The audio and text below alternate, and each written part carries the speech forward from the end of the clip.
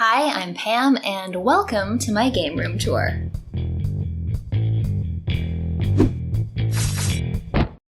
So it's been a while since my last big game room tour and collection video. I have made a few videos going over specific collections, but I'm looking forward to this one because this time around, all of the games belong to me. Now, this does mean that there are less games than you might have seen in previous years, but it also means that these are all games that mean something to me and that I actually want to own. When it comes to my own personal collecting preferences and habits, I really like to focus on games that either meant something to me as a kid or games that I really have every intention of playing sometime in the future. I'm not a completionist. I don't like the idea of full sets or variants or having games just for the sake of having them. I always want to have a purpose for owning the games that I do. So I've got still a few hundred games, but the systems I collect for is fairly limited to things that I'm really interested in myself. And what I choose to buy, again, I just try to purchase purposefully rather than collecting just for the sake of it. So in this video, I will give you a quick little tour of the apartment since there's pretty much gaming areas all over. I've got my modern game setup in the living room. I've got a little setup for playing the retro stuff. I've got my computer back here where I play games as well as do all of my editing and streaming and once in the blue moon when I do that. And then I've also got some consoles and games in my bedroom. So basically, other than the kitchen and the bathroom, the whole place, it's like a gaming apartment.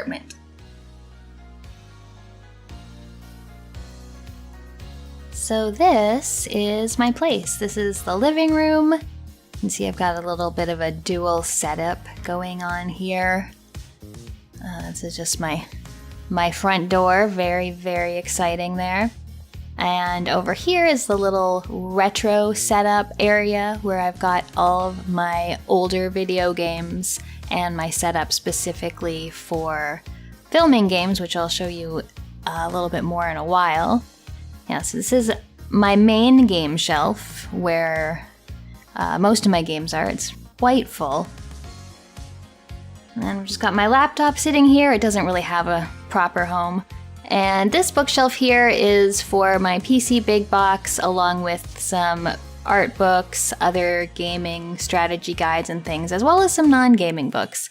And then my main television setup here with the newer consoles set up. It's also where I store my vinyl. And then here's my turntable set up just in the corner with little speakers looked over by the shade from Hollow Knight and some nice art. And my plants. I have gotten into plants during the past year and a half, and I try my best not to murder them. It's going okay so far. You've probably seen this setup before because this is where I have been filming my videos, and you can see my computer in the back where I do all of my editing and PC gaming, streaming whenever that happens, which isn't all that often. And just more shelves here for random little art and tchotchkes and more plants. On this side, I like to have fresh cut flowers in the apartment. It kind of brightens the place up. And usually scented candles, because who doesn't love those? And these two spend a lot of time hanging out on the balcony. They really like it out there. Just a quick spin around. We'll go through the kitchen if anyone's interested in the kitchen. I was making lunch when I filmed this. This is my wine fridge, which actually has broken since I filmed this, and the air fryer, which is like the best appliance. You should definitely have an air fryer.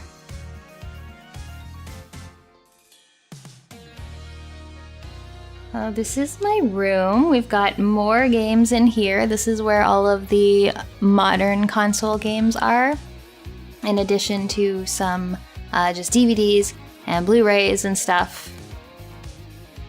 Just kind of random things. There's my fangs from my Bloodlines video. And in here I've just got the 1S and a knockoff Switch dock.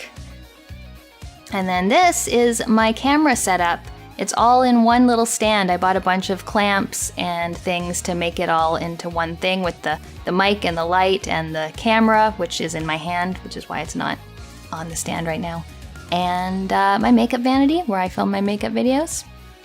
And that is it. So before we get too in-depth, here's a quick look at my game stuff.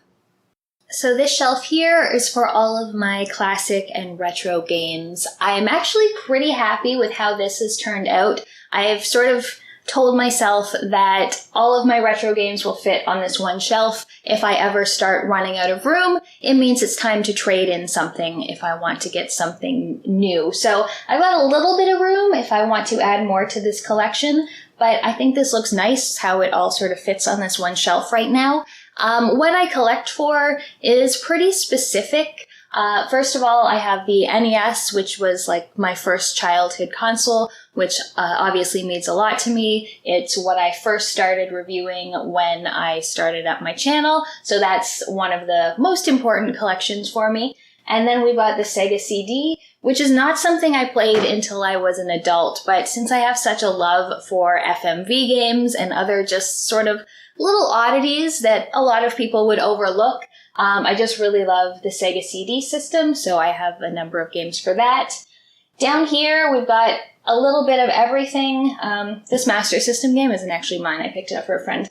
I've got a tiny little Super Nintendo collection here. Honestly, I'm probably going to end up trading these in. Super Nintendo is a really great console, but it's not one I personally have any nostalgia for. I didn't own one. I would only play it at like friends and cousins' houses and things as a kid.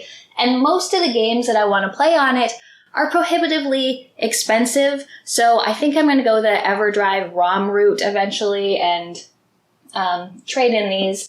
I've got the original Xbox games. This is a console I played a little bit of. The reason I have this collection is mostly because I worked as QA on like almost half of the games here, and then there's just some that I really like the Knights of the Old Republic and Jade Empire. I like my BioWare games. Then we've got our PS1 long boxes, and then our regular PS1 here. That was another important console in my life. It was after I had my NES, I was mostly just playing that for a long time and then playing on PC, and then PS1 is what got me back into consoles. And then you can't see this in this shot right now, but after that I've got PS2, which was another big console that I really loved, and then the Xbox 360. And I think the 360, NES, and Xbox One are my biggest collection in terms of numbers, but yeah, I will give you a closer look at these games soon. So this is my setup for playing and recording most of the older games. I record onto my AVerMedia Live Gamer Portable 2 Plus, which goes right onto an SD card, which I really like. This is my RetroTINK, which upscales from SCART to HDMI. I use it for the Genesis, Sega CD, and PS2. I have my Model 2 Genesis with the Mega SD, so I can play all the games I want, and the Super Analog NT for Super Nintendo, which also plays ROMs. I play both my PS1 and PS2 games on the PS2. The Retron 5 is mostly used for NES games right now, and then I have my X'Eye and my TurboGrafx Mini sort of fighting for a spot in the bottom.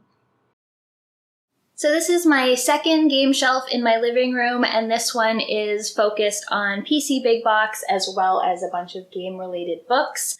I've always been a big PC gamer since the time that I could barely reach the keyboard, and this collection is one of my favorites because for 90% of them, these are all games that really meant something to me growing up. They were my favorites, and as a kid, you just throw the boxes away like an idiot. So all of these were things I'm really happy to have just as a display thing on my shelf. I don't really play any of these. If I'm going to play them, I'll just do a Steam or GOG version. But I love all the little goodies that come inside them, and I just like looking at them. The other thing on this shelf are various art books, which I really like to look at, and some of the more collector's editions of guides. And then down here we've got the more, I don't want to say generic, that seems rude, But the more generic strategy guides, I'm pretty picky about which ones I will bring into the collection. It has to be like a game I played as a kid.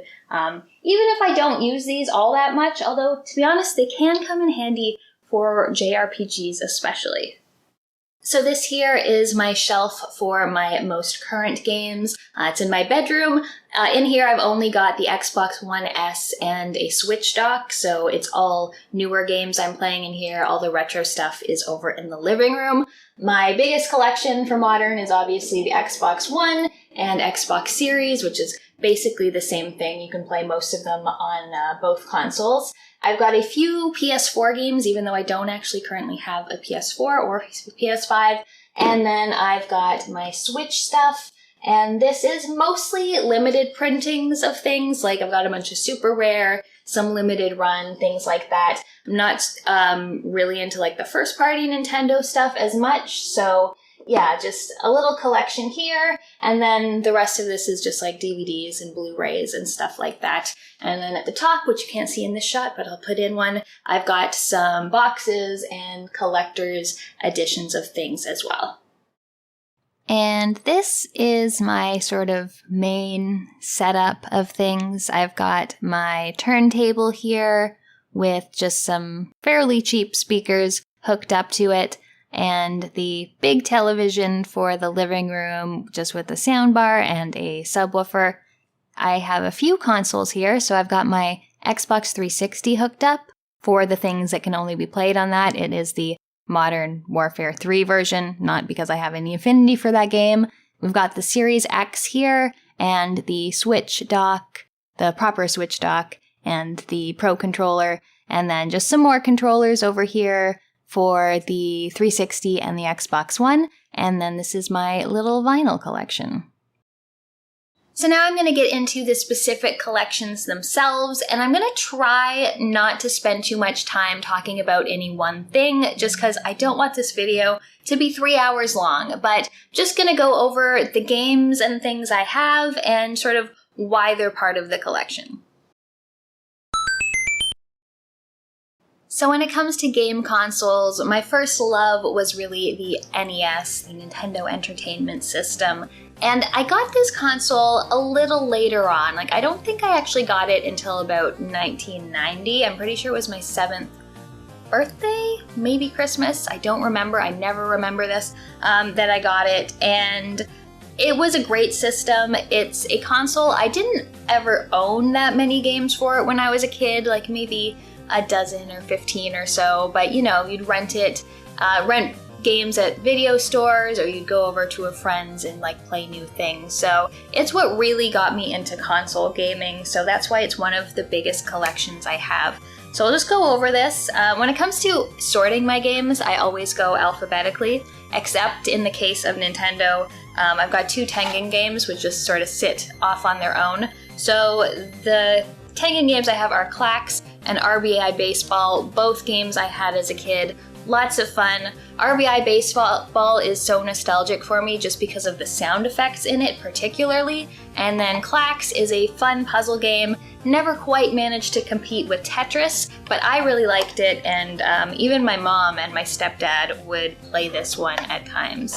So now we'll just go through things alphabetically, and the first one is Abadox. I reviewed this not too long ago. It's sort of like a horror shoot-'em-up with some kind of gross imagery. Honestly, not my favorite shoot-'em-up on the system, but not too bad. We've got The Adventures of Dino Ricky, which I don't even know why I kept this. I hate this game. I've also reviewed this and did not like it at all. If you want to hear me swear a bunch, watch my Dino Ricky review.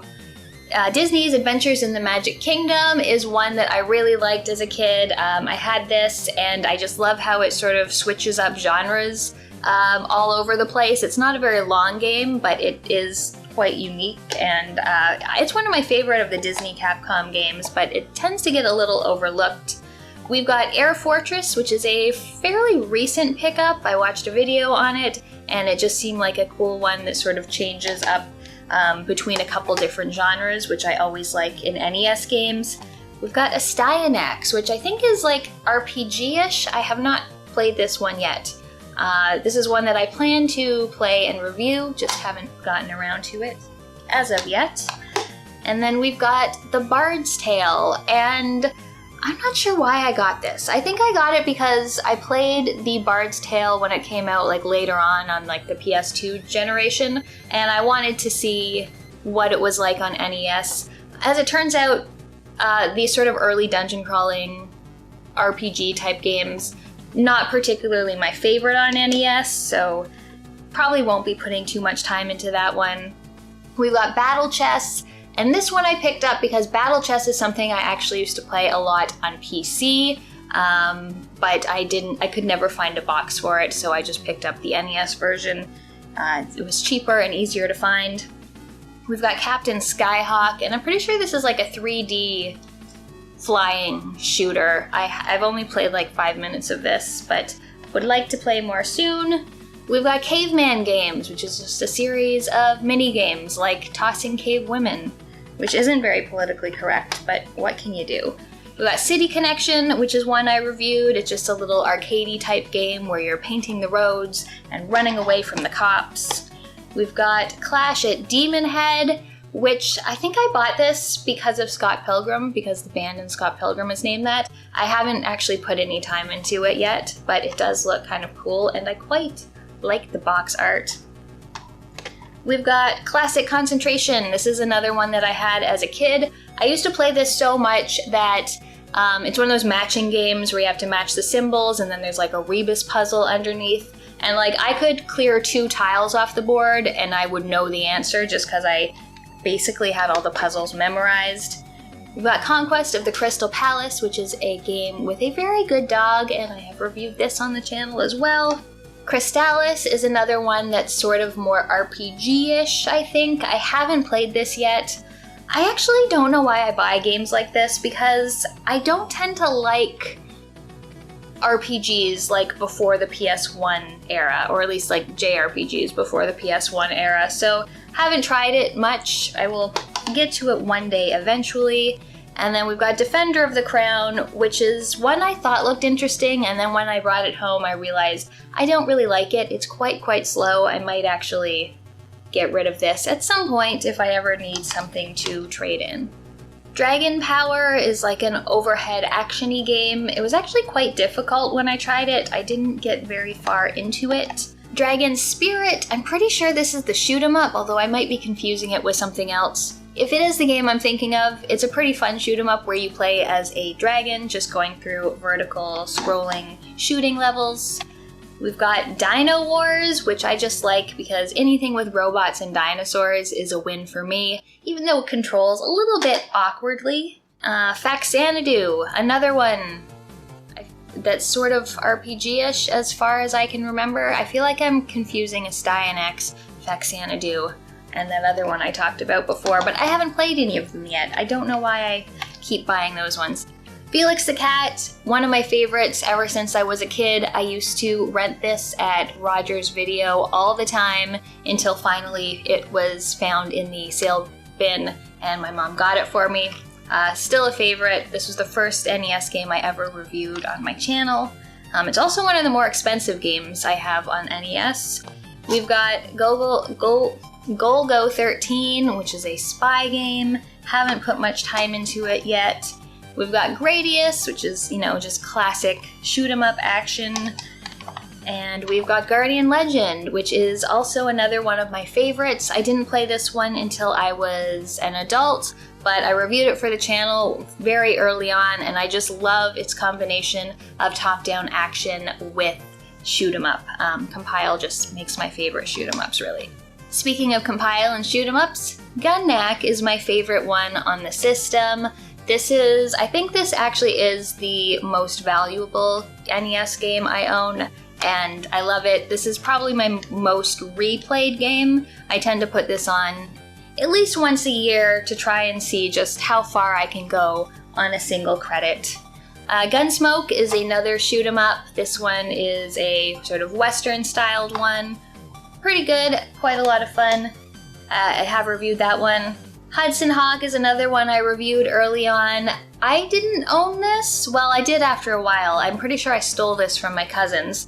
I don't know why I stole this, because it's not a very good game and I never really liked it, but it wound its way into my collection somehow. And then we've got Isolated Warrior, which I think is a little bit of a hidden gem. This has been reviewed as well. It's a sort of isometric perspective running shooter auto-scroller, and I really quite liked it. Got Journey to Silius, which is an action platformer that was supposed to be a Terminator game. I've reviewed this as well, and it's a fun one with an absolutely fantastic soundtrack. And then we've got King's Knight, which is by Square, and this is a strange one. It's honestly a little bit like Adventures of Dino Ricky in that you're a person walking along, but it's also like a shooter. Also, wasn't a big fan of what I played of this so far, at least. I'm not sure that it's gonna get played a whole lot more. Kiwi Craze I just got because it looked super cute. You play this little bird.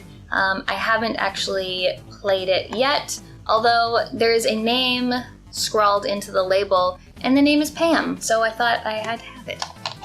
This is Legendary Wings. It is another shooter. It goes between vertical and horizontal, and it's pretty decent. Not one of my favorites on the system, but it's fun enough, and I like the backgrounds and things. I've reviewed this one as well.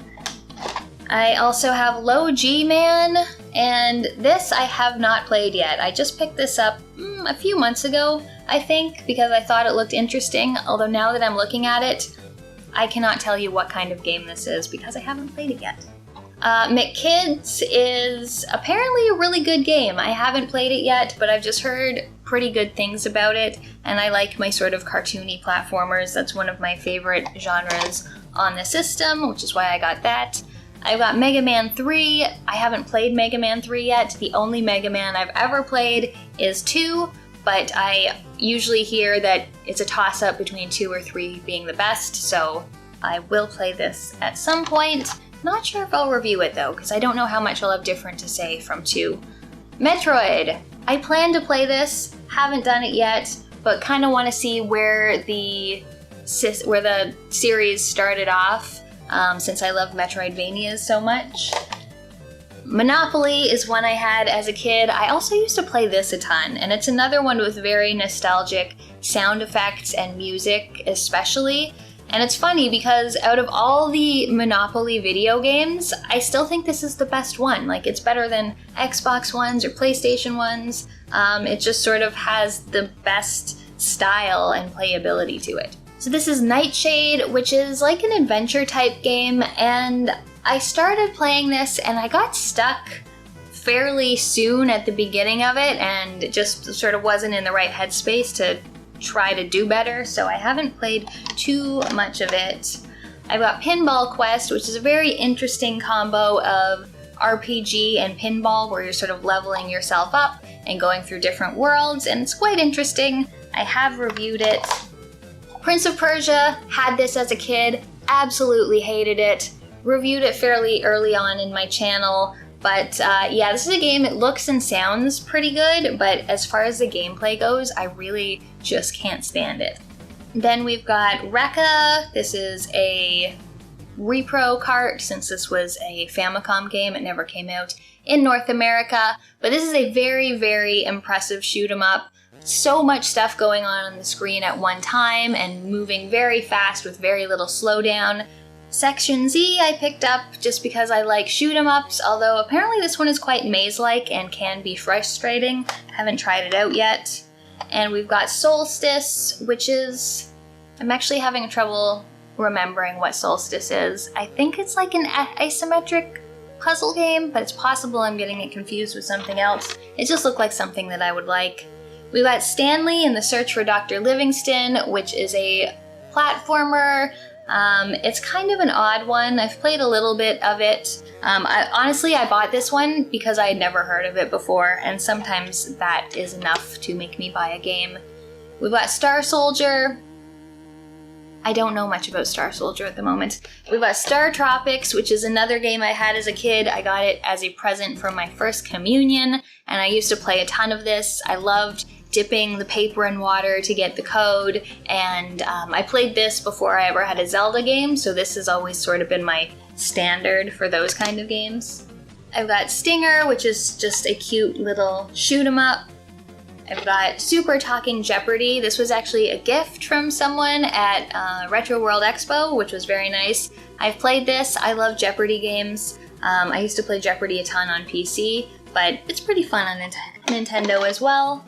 Super Mario 3, of course. This, I'm pretty sure, was the pack-in with my system. Was it a pack-in or was one the pack-in? I don't remember at the point that I got my NES, but, you know, obviously one of the ones I played most as a kid. And we've got Super Spy Hunter, which I think is a fantastic driving and shooting game. I reviewed it not too long ago. I gave it a very positive review. We've got The Three Stooges, which I bought just because I really liked the show, watching that sort of on Sunday mornings. It's not a very good game though, unfortunately. Have reviewed that one as well. We've got Totally Rad, which I can't tell you if it's totally rad because I haven't played it yet, but it looks pretty cool. And I honestly really love the cover art on this one. We've got Trog, which is a fun puzzle game that you can play co-op. I reviewed this one not too long ago as well. And then we've got Ultimate Stuntman, and unfortunately I haven't been able to play this because it won't work on my Retron 5. So this is, I don't know what I'm going to do with this, but it looked pretty cool, but I can't tell you if it is since I haven't been able to actually play it. Vice Project Doom is another one that's just always looked really interesting to me. Why I haven't gotten around to playing it yet, I'm not sure, but I would like to play this one once I'm back into Nintendo, since I've really been doing a lot of Genesis stuff lately. Where in Time is Carmen Sandiego. This is actually kind of difficult. I played Where in the World is Carmen Sandiego a ton on PC, but decided I wanted to have this just because I really like the series. We've got Willow, which is one of my favorite movies as a kid growing up, and I've heard good things about the game, but haven't had a chance to try it yet. We've got Wizardry, which I picked up because I loved Wizardry 5 as a, I don't know, young teen, maybe a little earlier than that. I used to play it on PC with a friend all the time, so I just wanted to see what it was like on NES. Honestly, pretty simple. NES isn't really the best console or best system to play that kind of game on. Wrecking Crew is another fun, just puzzly type game where you're trying to pick a path through the level. I actually quite liked this when I played it, but I never reviewed it for some reason. Xanac, another fun shoot 'em up. I love my shoot 'em ups. And we've got Zelda 2 Adventure of Link. This was the first Zelda game I ever played, but I never got very far into it. I remember playing it at a friend's house and borrowing it from her, but getting really stuck fairly early on in the game because this one was pretty hard. And then finally, we've got Zen Intergalactic Ninja, which is a very impressive game, I think. I reviewed it last year sometime, and visually it's really stunning, and in terms of gameplay, the gameplay changes it up a lot, which is one of my favorite things for NES games to do.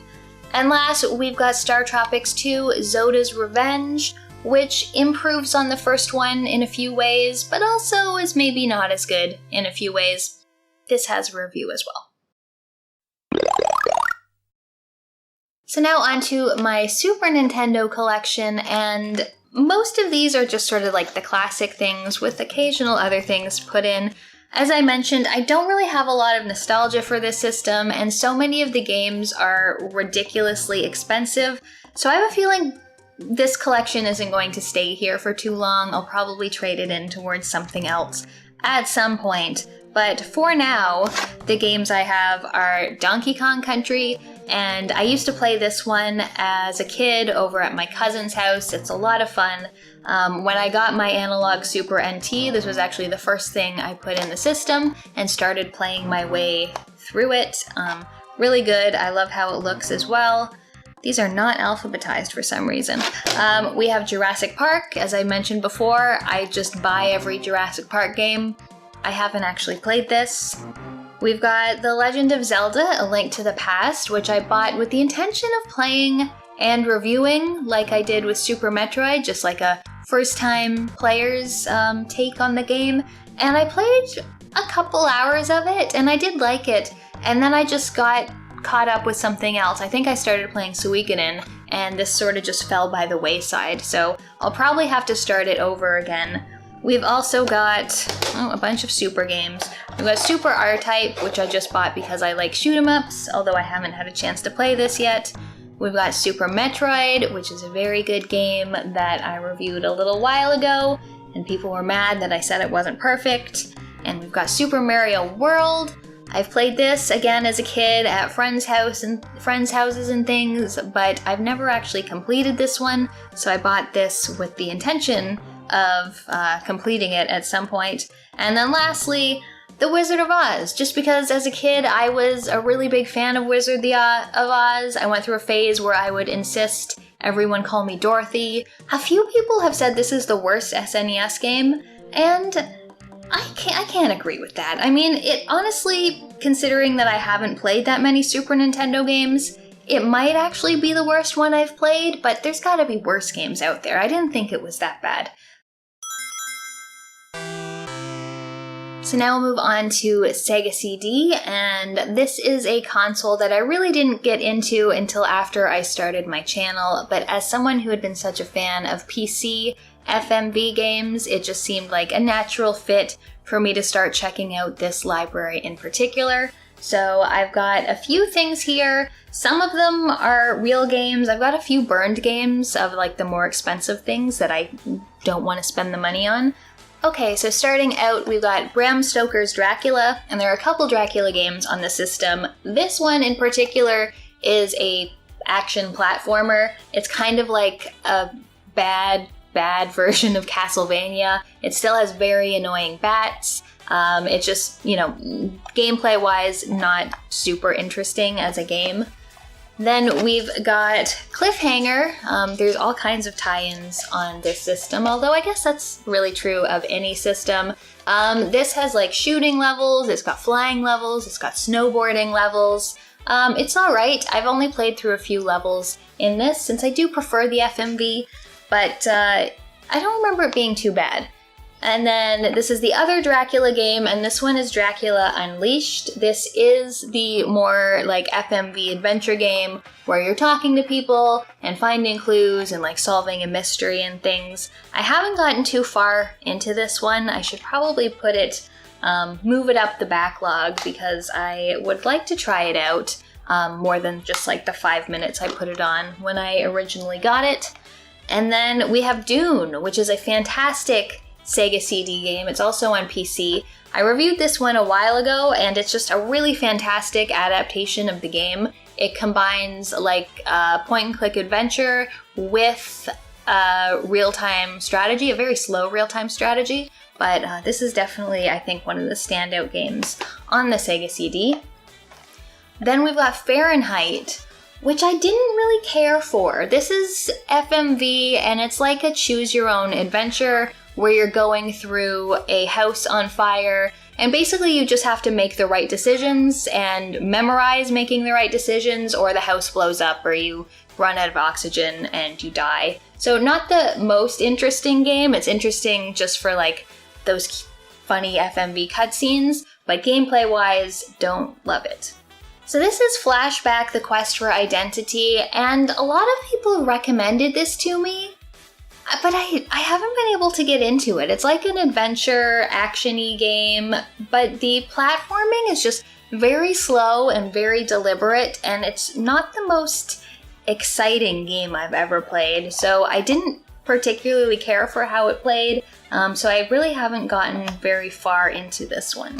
Ground Zero Texas is one of the Digital Pictures games where you are fighting aliens in a town that's about to be nuked in order to get rid of the aliens. It definitely has some gameplay issues. It starts out pretty solid, I think, which I said in the review I did of it, but it's just, eventually it just starts stumbling over itself, which is kind of a commonality of most of the Digital Pictures games. When I was a kid, like 11 years old, I saw Jurassic Park in the theater like 3 times, and it's always been one of my favorite movies, so I have a habit of just buying every Jurassic Park game I come across, even though I don't always play them right away. So this one is a sort of adventure game where you're going through the park and finding clues and things. I've only played this for a few minutes, but I do really want to play this one this year and do a review of it. So I'm going to put that and make a note of it for myself. This is another digital pictures. It's Kids on Site, where you do construction work as child laborers? I don't know. I haven't played this yet. This is Lodestar, The Legend of Tully Bodine, and the reason I bought this one is because Brian Moriarty, who worked on Loom, he was the main designer of Loom, and he also worked on The Dig. When he left LucasArts Entertainment, he went to work on this game. So that's why I picked this up, because I want to know, like, was it worth it to leave LucasArts to do this? I have a feeling probably not, but this is a rail shooter, and I haven't tried it out yet, but I will at some point, especially after how much I liked another rail shooter I played recently. This is the Mighty Morphin Power Rangers game, and I got this one just because I really liked Power Rangers as a kid. I always used to watch it. I haven't actually tried this one out though. Prize Fighter, another digital pictures game. Actually, is this? Yeah, it is. And you are a boxer, and you're just sort of real-time FMV fighting opponents and like throwing punches and dodging and things. It's actually pretty cool. I quite liked this one, at least what I've played of it so far. And then we've got Racing Aces, which I actually don't know why I have this game. It's sort of a like 3D kind of shooter racer thing, and honestly it doesn't look like something I'd like, so I might trade this one in at some point. This is Revengers of Vengeance, another one that I was interested in specifically because I had never heard of it before, but it's actually a pretty interesting game. It goes from like a top-down adventure type thing where you're like going through towns and talking to people and getting gear, and then it turns into a fighting game, which is very interesting. I think there's even some like shooting segments in it. It was very difficult when I tried it, but it's just a really interesting concept. So I want to put more time into this one as well this year. This is Rise of the Dragon. This is another adventure game, often gets compared to Snatcher.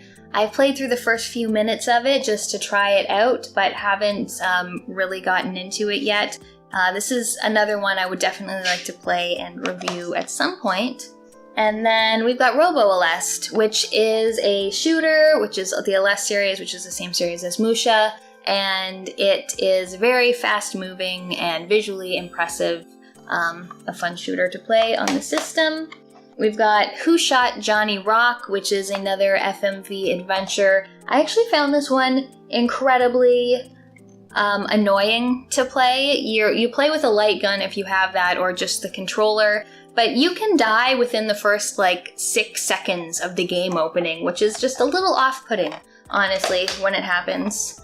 And then we have Wirehead, another of the FMV games. This is very similar to Fahrenheit in that it's basically a choose-your-own-adventure, and if you make the wrong choice, you just die instantly. So you sort of have to memorize your way through the game. So then a few games that I have are just in these little paper boxes that unfortunately don't hold up all that well.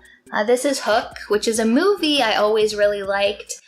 This is a platformer. It's very attractive and colorful looking. In terms of gameplay, just okay. And we've got The Secret of Monkey Island. Honestly, I bought this because I can't find an affordable PC big box of The Secret of Monkey Island, and I wanted to have it physical in some way. Honestly, I haven't played this on Sega CD because I can't imagine how it could be any better than the PC version, but I just wanted to have it. And then we have Sewer Shark, which I just reviewed earlier this year, and it was actually very surprising. I think it's the best digital pictures game. It's just a really fun rail shooter with those great cheesy FMV scenes. And then we've got Sherlock Holmes Consulting Detective, which is an FMV adventure where you're solving Mysteries, obviously, as Sherlock Holmes.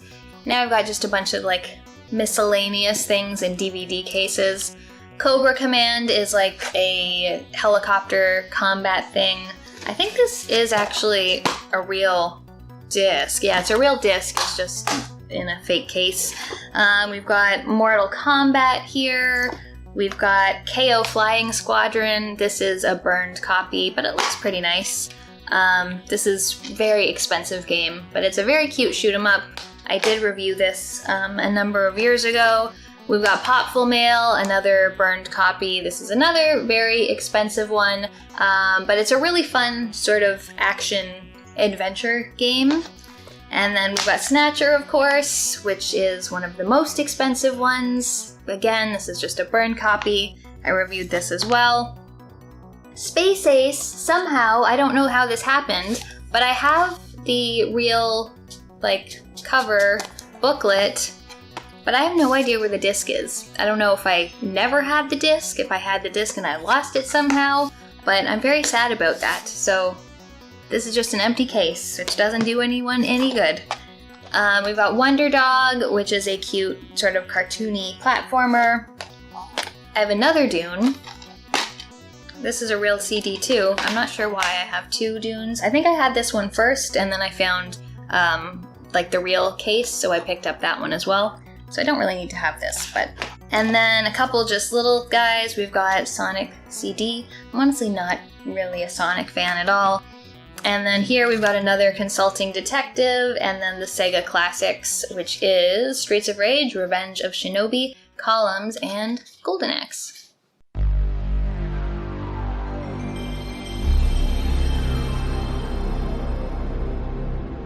Okay, so now we're on to PS1, which is the console that really got me back into console gaming after basically missing out on the 16-bit generation, at least as far as consoles that I owned. So we will start out with the long boxes. This is Discworld, which is a point-and-click adventure game. I actually haven't read that much Terry Pratchett, but I love my sort of comical point-and-click adventures. Haven't tried this one yet, but would like to play it and review it at some point. And then we have Psychic Detective, which is an FMV mystery adventure game. I think this is one of the more valuable games that I have on the PS1. And this is... fun enough. I think I have played through this one in its entirety once. I got one ending. It wasn't a particularly good ending, but you're basically a psychic and you can sort of see different things happening at different points of time while you're like talking and questioning people. It's an okay one. Not sure if it's really worth the money, but it's a fun FMV. Then we've got Ridge Racer, which is one of the first games I had with my original PS1. Used to play it a ton. I remember that there really wasn't a whole lot in this game. Like, I think there was only like 4 maps or something, and not very many music tracks, but those music tracks are like burned into my head forever, so I wanted to have this one. This is Viewpoint, which is an isometric shoot 'em up, which looked interesting. I haven't actually played this yet. This is a fairly recent pickup. I think I got it last fall sometime.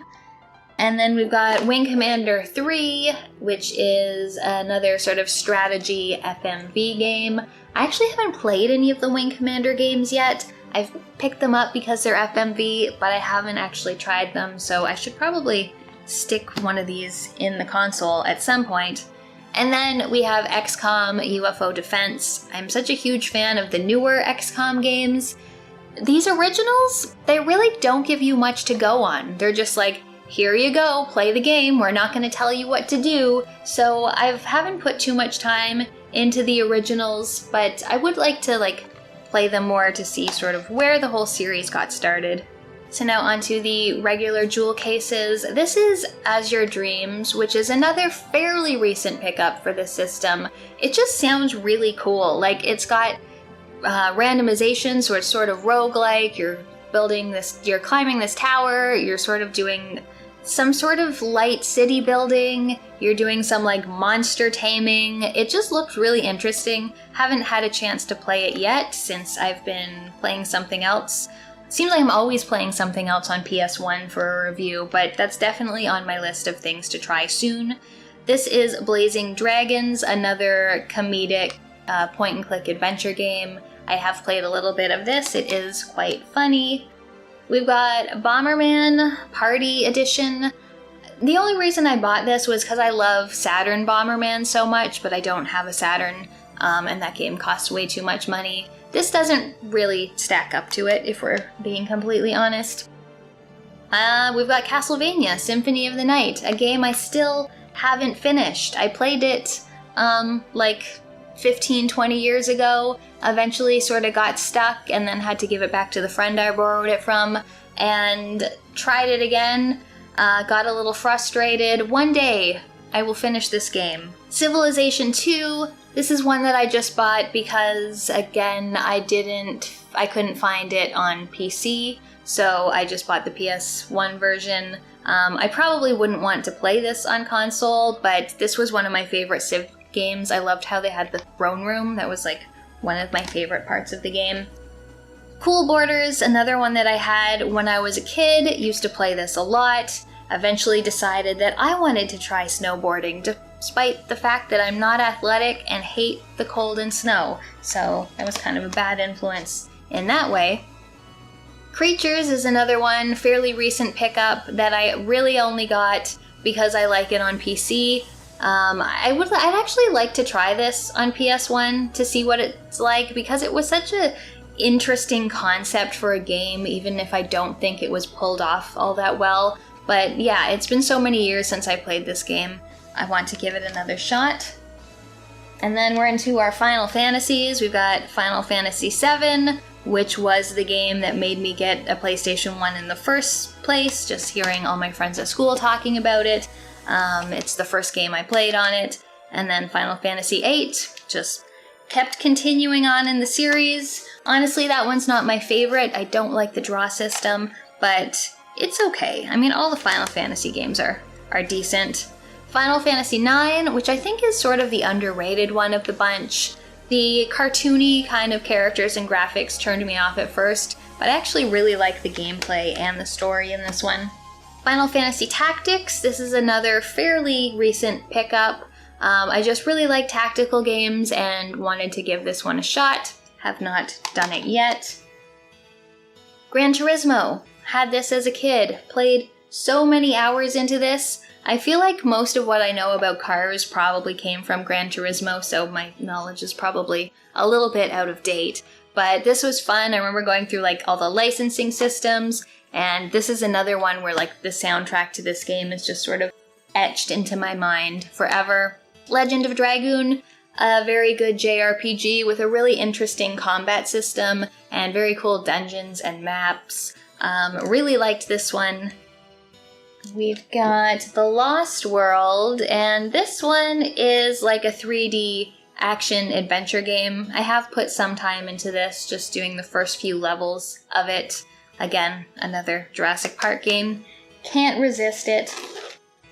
And then we've got Lunar, Silver Star Story Complete. I haven't played this yet, but this is honestly one of the most commented on games in my collection.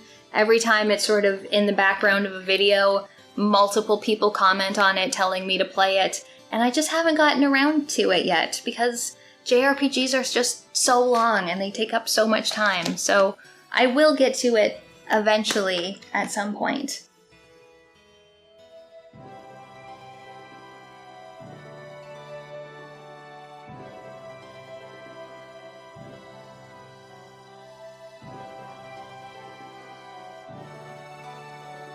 Maximum Force. This is one that I bought because I love the arcade cabinet, the light gun arcade cabinet. It used to be at my sort of local bar where I would run into everyone I worked with and everyone I went to high school with, and while everyone else was dancing, I would usually be in the corner playing Maximum Force. Oddworld is a sort of cinematic action platformer. I haven't played too much of this. I tried on the remaster that came out a little bit, but haven't really sunk much time into Oddworld. Parasite Eve, I reviewed this last year. One of my favorite games on the system, a wonderful combination of role-playing game and horror, just really good combat and action and a very cool story. And then Rayman. This one also got reviewed somewhat recently. This is one of the most aesthetically pleasing games on the PlayStation 1, I think, but also one of the most deceptively difficult ones. PS1 is really kind of a JRPG system for me. The next one is Rhapsody, a musical adventure, which is an absolutely adorable game. I reviewed this not too long ago. It just has these fantastic musical numbers, and though the combat is quite simple and not my favorite, just like the magic, spell effects and things are just, everything is just so cute in this game. This is another recent pickup. This is Sayuki Journey West, which is based on a famous novel. It's the same thing that Enslaved Odyssey to the West was based on, which is a game I really like. And this is like a strategy-ish kind of RPG, and it just looks really interesting. I haven't tried it yet, but another one that's on my list to play and review. This is one that I got because I had never seen it before. It's called Sheep.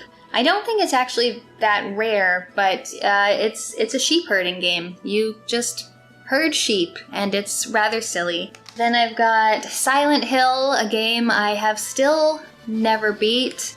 This is actually the same situation as Symphony of the Night. I borrowed this from a friend when I was like in my teens at some point. The radio just scared the shit out of me, and I ended up putting away the game and never playing it again. I did get it again as an adult, but again, never got very far into the game. It's just, the controls are awkward and I just don't like that radio. Star Ocean Second Story, honestly one of my favorite JRPGs of all time. This is very light because one of the discs is currently in the system, and sadly, I'm missing my manual, which makes me very sad. I've been keeping my eye out for a new one, but I haven't come across one yet. But it's really cool because it's an action RPG rather than your usual turn-based combat, and you can play as two different characters, and it's got the best crafting and cooking system in any game ever, so love this one. And then we are into the Suikoden games, and this is the first one, complete with terrible cover art. I reviewed this not too long ago. I thought it was really great. A nice, concise game, and even though there's 108 characters in it, I felt like I got a chance to learn about most of them. Really liked the story of this one. And then we have Suikoden 2, which I'm pretty sure is the most valuable game I have. And sadly, I did not like it as much as the first one. It was still decent, but I felt like stories, character kind of took a backseat and I didn't like them as much, even if there were some improvements to things like the combat. And then we have Tecmo's Deception, which is a game I think looks super, super interesting, but I haven't had a chance to get into it much. It's like you trap people in a house, and it just seems interesting. And then Theme Hospital is, I really loved this game. I think I had it on PC and PS1, and I've just spent so much time into this, just building a hospital, curing ridiculous made-up diseases. It's very funny and just overall a really good game. This is Vandal Hearts, one I picked up for pretty cheap at a swap at one point, and for some reason, every single time I get Vandal Hearts and Vagrant Story mixed up, every time someone says one of them, I think the other one. But Vandal Hearts is the one I have. It is a strategy RPG, but I haven't played it yet. And then we've got another Jurassic Park game. This is Warpath Jurassic Park. This is probably my least favorite of them, as it's a fighting game. Just a dino on dino fighter. Then we have another Wing Commander. This is Wing Commander 4. Again, I haven't played this one yet. And then we have Xena, Warrior Princess. I bought this just because I loved Xena. I used to watch it as a teenager all the time. It's honestly not a very good game, just a kind of janky 3D action game. And lastly, we have the X-Files game, which I remember getting, I think it was either for my birthday or Christmas one year, because I was just like a huge, huge X-Files fan when I was a young teenager. So I played this one a lot. It's an FMV adventure game. It's overall pretty solid, and I reviewed this one a while back as well. So that is the PS1 collection. Okay, so now we're on to the PS2, another console that I'm a big fan of. I guess I was probably in my late teens, early 20s by the time this one came out, and this is probably one of the systems that at the time I spent the most time with. So I've got a bit of a collection here. So we have Arc the Lad, Twilight of the Spirits, and sadly, I remember that I played this game, and I remember that I finished it because I would have finished basically all my games then. I don't remember anything about this game.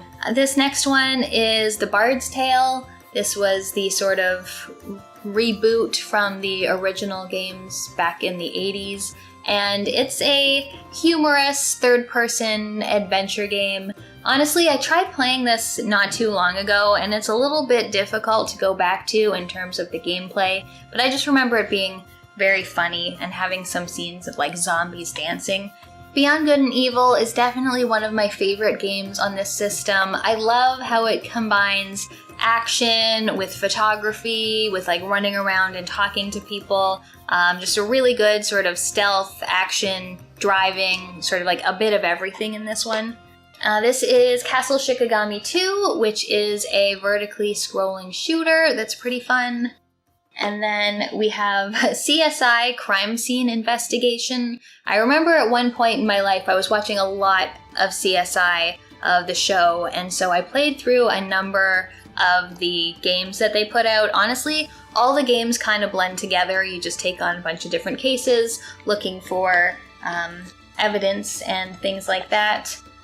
This is Dark Cloud, which I've just never gotten around to, and I have friends who absolutely love this series, and I've just never put it in the system to even see what it's like to play. Next is a kind of strange one. It's Disaster Report. There's basically a big earthquake to start out this game, and you have to survive through crumbling roads and buildings collapsing and things like that. It's honestly pretty interesting. Next we have Escape from Monkey Island, which I just bought because I'm such a fan of the first Secret of Monkey Island. I haven't gotten around to playing this one yet, though this 3D animation does look kind of rough, especially when compared to the beautiful pixel art from the first two games. This is ESPN Football. This is 2K4. I know 2K5 is the most popular one, but this was the first game I got for this system. I remember I got my PS2 for Christmas, and this was the first game I got for Christmas as well. And I used to put so much time into franchise mode and just building up a team and doing the whole seasons and everything, and doing the draft and building up your room. I forget what it's called. You get this little room that you can decorate and stuff. Oh, your crib. This was so much fun. I spent a lot of time playing this. And then all of the football games became Madden, and they were just not as good, and so I stopped playing football games. This is Fatal Frame, the first game, and I bought this because I'm a big fan of Fatal Frame 2, but I did play through maybe about half of this before I kind of got stuck without any film and without any items on this certain boss fight. I would like to try this again and go back and try to get the whole game finished at some point. This is Fatal Frame 2. As I said, I really liked this. I had a friend I worked with, and we would always get together to play scary video games together, and this was definitely one of the standouts from when we used to do that. It's just very, very creepy. Again, I love photography mechanics in games and how that is how you fight the ghost. And yeah, this is definitely one of my favorite horror games of all time.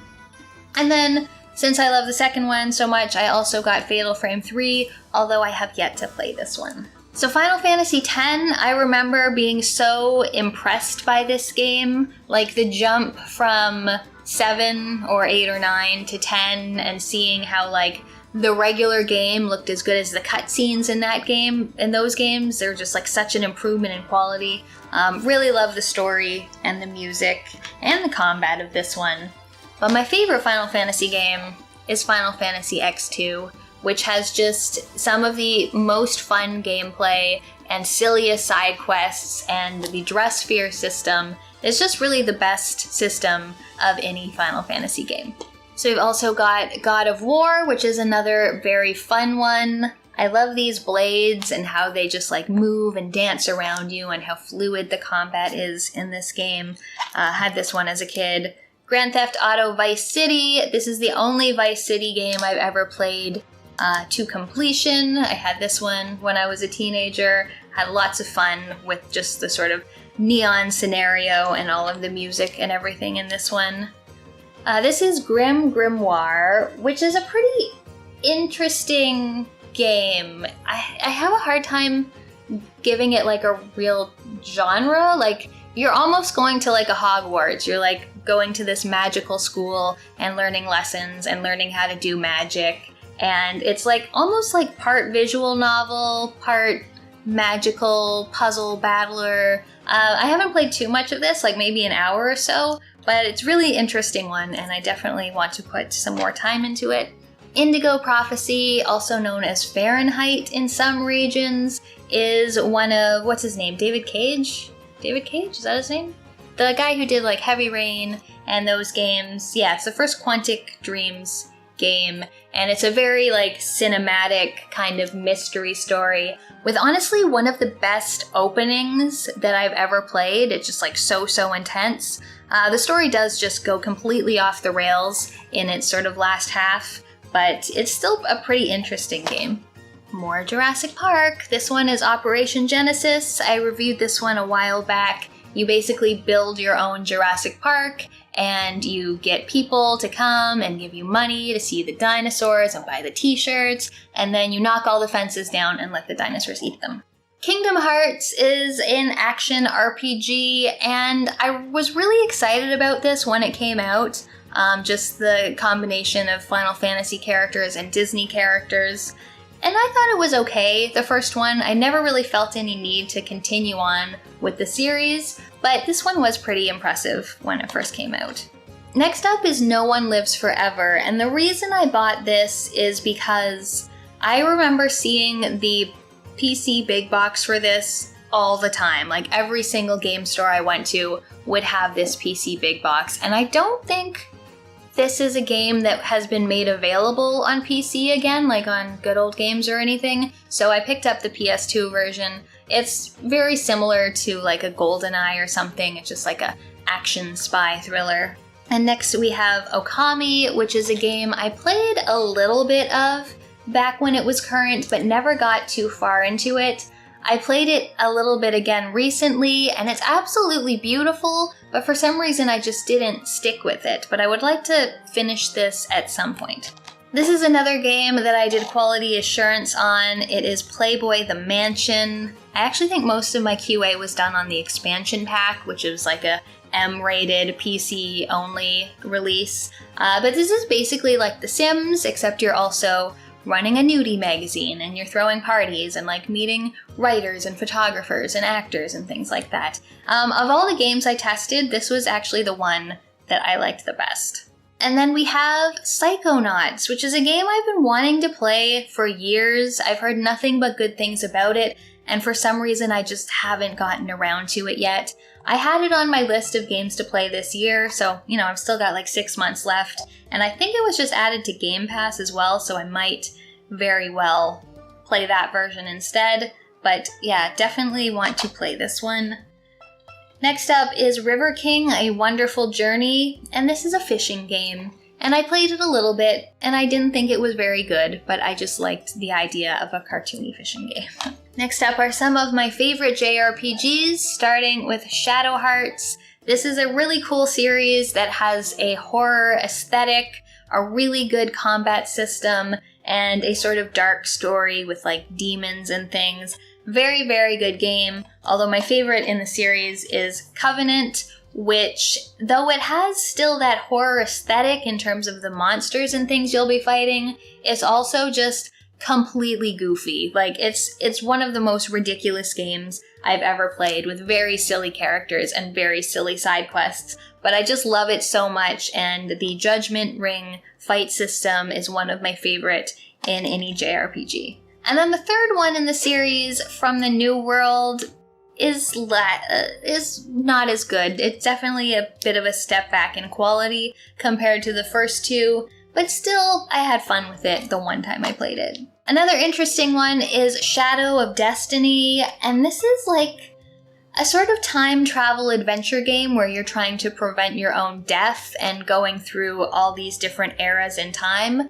It's not the best in terms of gameplay, but I really admire the sort of scope and what it's trying to do. Like, it's quite unique. And next we've got Shadow of the Colossus, which is a game I absolutely loved, but I refuse to ever play again, just to like keep the memory of it alive in my mind. But it's just an absolutely beautiful and sad game where you fight all of these big giants, whether you want to or not.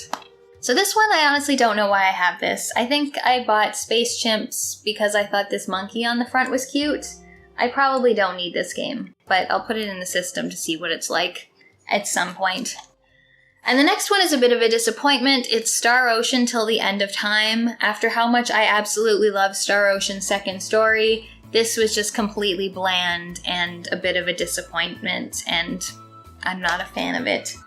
And then I have the rest of the Suikoden games. So I have Suikoden 3, and Suikoden 4, and Suikoden 5. Haven't played them yet, but I am slowly making my way through the series. Honestly, we'll probably be playing like one a year for the next 3 years and reviewing them as I go.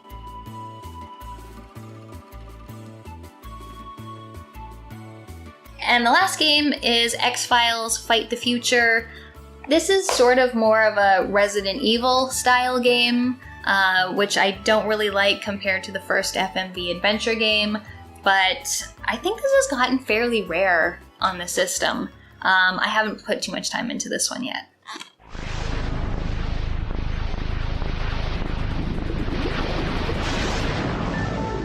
Now we've got the original Xbox, and at this point in my life, I was definitely a PlayStation girl, still playing the PS2. The original Xbox is something that sort of came into my life later on.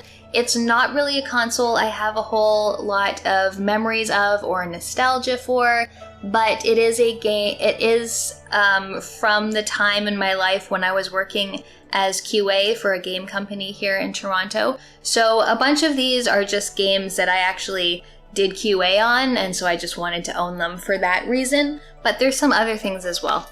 So the first thing is Call of Cthulhu, Dark Corners of the Earth. There's a lot of games based on Cthulhu, some more successful than others. This has a sanity system, which like really messes with your perception. And I never finished this one. It has a very, very strong opening, and then it just sort of takes a downhill turn in terms of quality. I also have Fusion Frenzy, which is a fun 4-player co-op game. I think this is also on Game Pass now, and it's one of those backwards compatible titles, so it's really something you need to play with friends. It's not so much fun on its own. We've got Jade Empire. I love my BioWare games. This is one of their earlier ones. It's cool because it's sort of like a Asian setting with lots of martial arts and things, and you know, it's got the good BioWare stuff, the companion quests and all the good dialogue and stuff like that. This was a fun one. We've got Land of the Dead, Road to Fiddler's Green. This is a tie-in with the movie. This is one that I did quality assurance on. I remember the games that we did QA on were never that good. They were like budget shooter titles. This was actually one of the ones I liked the best. It's not a great game, but it's a fun enough sort of first-person shooter, zombie killer type thing. And then we've got Knights of the Old Republic 1 and Knights of the Old Republic 2.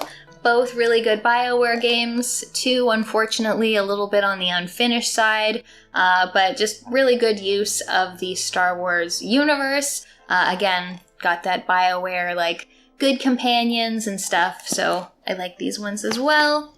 We got Pariah, which is the first game I ever did QA on. I actually think it had already released when I started, so I was just testing patches and things. It's kind of a Halo clone, just a first-person shooter type thing. We've got Warpath, again, did QA on this. This, I'm pretty sure, just took most of the assets from Pariah and put them into this game and made it like a multiplayer shooter type thing. And then one of my most hated games of all time, World War II Combat Iwo Jima. This was such a pain in the butt to test. It's, again, just like a shitty budget shooter game, and it's not good. And for some reason, while we were testing this, we weren't getting new builds. Like, we get a new build maybe every 2 weeks. So by the end of a couple days, you're like, I've tested this game. Like, you're gonna need to give me something new to test. But we would just be working on the same build with the same awful game, and none of the bugs that we would report would be the type of things that would get fixed, because they were like your character model clipping through a door or whatever. That just wasn't top priority for this kind of budget game. So yes, so many good memories, so that's why I have this one. Now we're on to the 360, and this is when I became more of an Xbox girl. While I was big on the PS2, when the next generation came out, the 360 just captured my attention, and I have spent many, many hours of my life playing games on this console. I actually thought that this was my biggest collection, but that's not true. I have 62 Xbox 360 games and 64 NES games. So NES is actually my biggest collection. But, and just in case anyone's wondering, I use the Retro Collector app to track my collection. It's very useful. So let's go on to the 360 games. So one of my favorite games on the system is Alan Wake, which is why I have this big collector's edition. It looks like a book because Alan Wake is an author, and it just has a bunch of books with it, as well as the actual game. And this is just a really fun sort of cinematic third-person shooter where you're fighting demons with light and with bullets, and it has amazing, amazing music, and just one of my favorite Remedy games by far.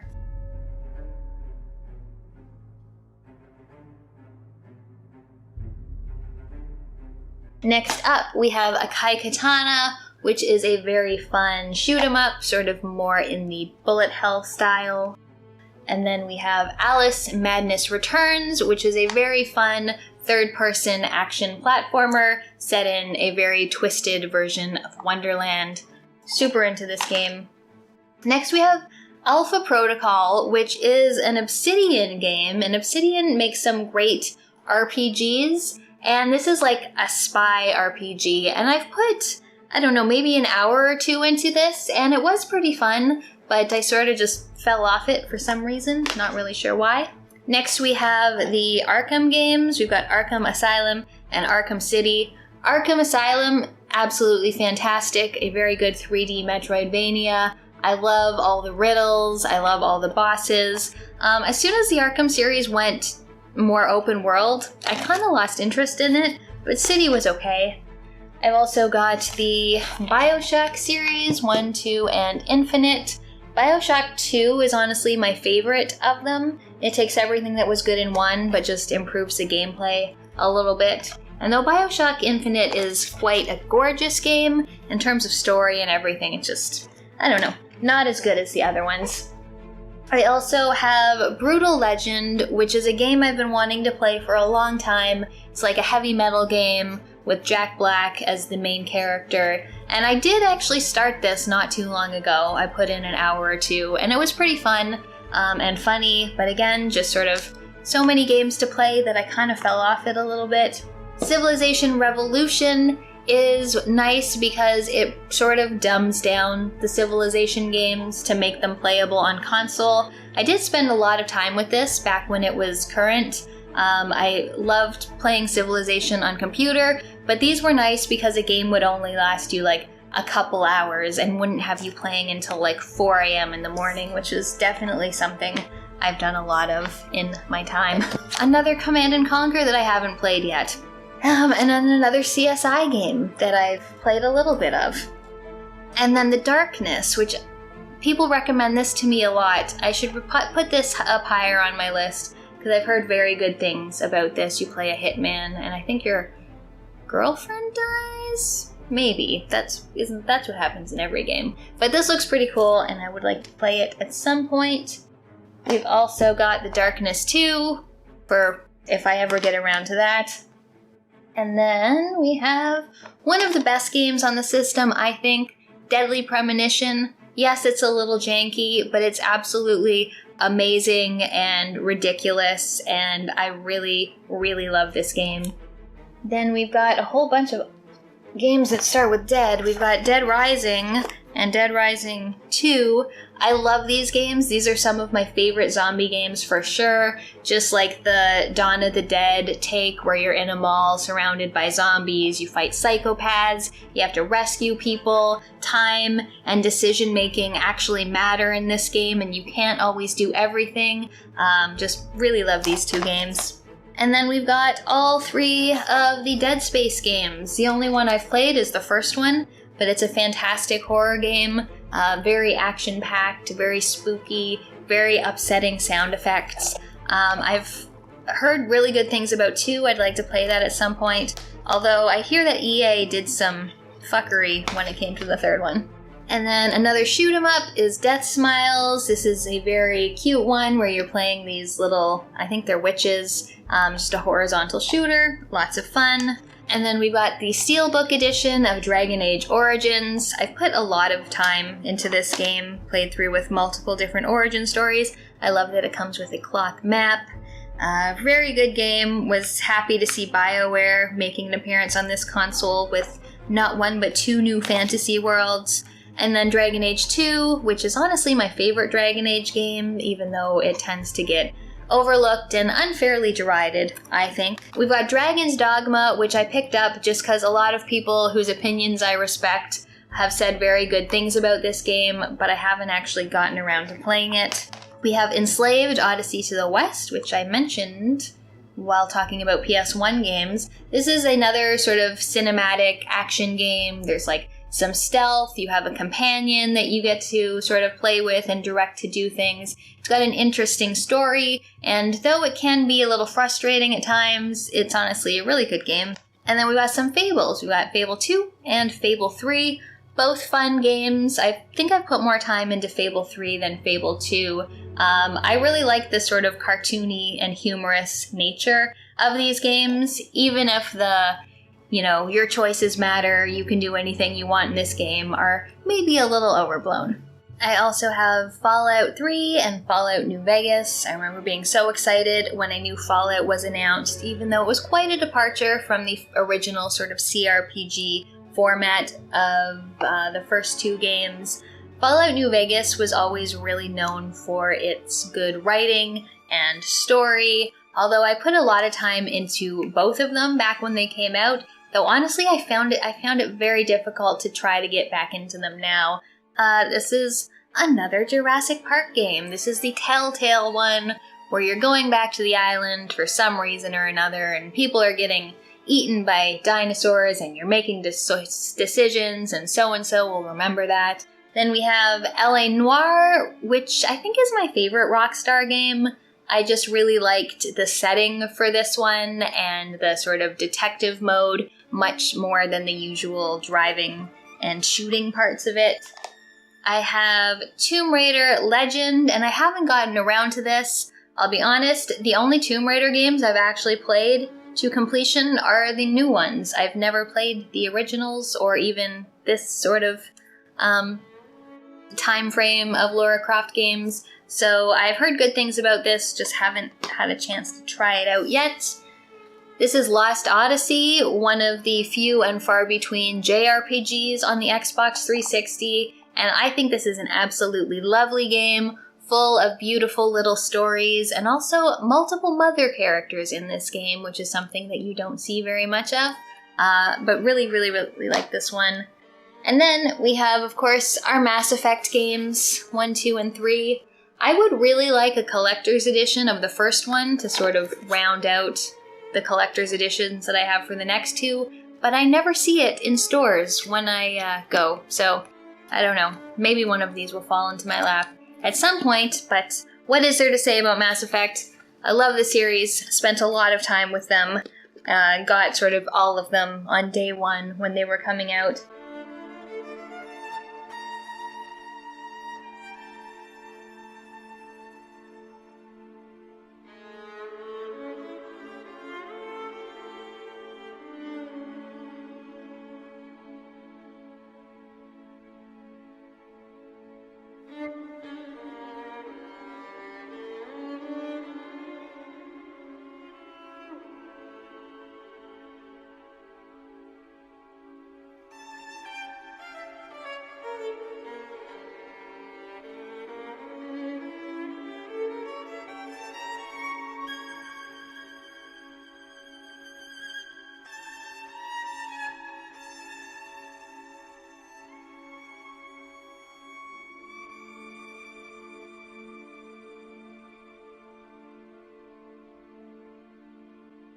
This is Mushihime-sama, which is a vertical scrolling bullet hell shooter with some absolutely beautiful visuals, even though it's incredibly difficult. This is Omerta, City of Gangsters, which is a sort of strategy sim game where you're building up your, bootlegging and mafia business, and honestly, it's not nearly as exciting as I hoped it would be, so I kind of retired that one. AVerMedia's Excellence is another shooting game with big boob ladies. And then we have the Orange Box, which has the Half-Life games and Team Fortress and Portal. Portal is the only one I've actually finished of this series. I tried to get into Half-Life, and I just felt like, though it was such an influential game at the time, just so many other games have kind of done it better since then. We've got Portal 2, another fantastic puzzle game, and I really like that you can play this co-op. It's a great way to play this. I'm a big fan of game shows, watching them, playing them, and this is The Price is Right Decades, which is silly, but I've had enough fun with it. We have Raiden 4, another vertical shoot-'em-up. I haven't actually played this one yet. This is a fairly recent addition to the collection. And then Raiden Fighters Aces, which is a few different games in one. Again, vertical scrolling shooters. Rayman Origins is an absolutely brilliant platformer. Though I don't like it quite as much as Rayman Legends, it's very good. Just amazing world building and really tight controls and mechanics. And then we have the Saints Row games. Saints Row 3 and 4 are some of my favorite games on the console. They're just a lot of fun. These originally started off basically as GTA clones, but eventually they got just different and better than GTA, in my opinion. I actually haven't played the first two yet, but these two are just absolutely amazing. More game shows. I love game shows and I love trivia, so these are just two Seen It games with movie trivia. I think I've played these until I got all the achievements in them by myself. Just trivia alone, nothing sad about that. Then we have Sherlock Holmes versus Jack the Ripper, and though I really like the Sherlock Holmes games, this is probably my least favorite. I just found the case sort of started to overstay its welcome after a bit. We've got Spec Ops The Line, which is the sort of socially conscious third-person or first-person? First-person war game. Another Star Ocean disappointment. After how much I love Second Story, The Last Hope is also not particularly memorable for me, and I didn't like the move to 3D. We've got Star Wars The Force Unleashed, which is pretty fun. It's similar to the new Star Wars Fallen Order, Jedi something, I don't remember. It's similar to that, but very sort of cinematic, action-y, you get to be a very powerful Jedi game. And then this one's kind of a strange one. This is Tornado Outbreak, which I have played and completed. You basically just play a tornado and you go around destroying towns and eventually sort of fighting other forces of nature. Viva Pinata is a fantastic gardening simulation game where you are getting piñatas to join your garden and attracting them and getting them to breed, and then sending them off in crates to be beaten to death until their insides come out, which is nice. We've got Telltale, Walking Dead, fantastic game. One of the times I've cried the hardest in a game, I think. This has always been my favorite of the Telltale games. They never managed to surpass it for me. And we've got Witcher 2, Assassination of Kings. This is a game that I actually played on PC, but again, just never really found a PC big box. I actually doubt there even is a big box for it, so picked it up on 360. And I actually think this is a Witcher game that would play pretty well on console, whereas the first game, I wouldn't want to play that off of PC. And then lastly, we have XCOM, Enemy Unknown and Enemy Within, 2 games I have played a lot. I would tend to play either these and now XCOM 2 at least once a year to get my sort of alien killing strategy fix.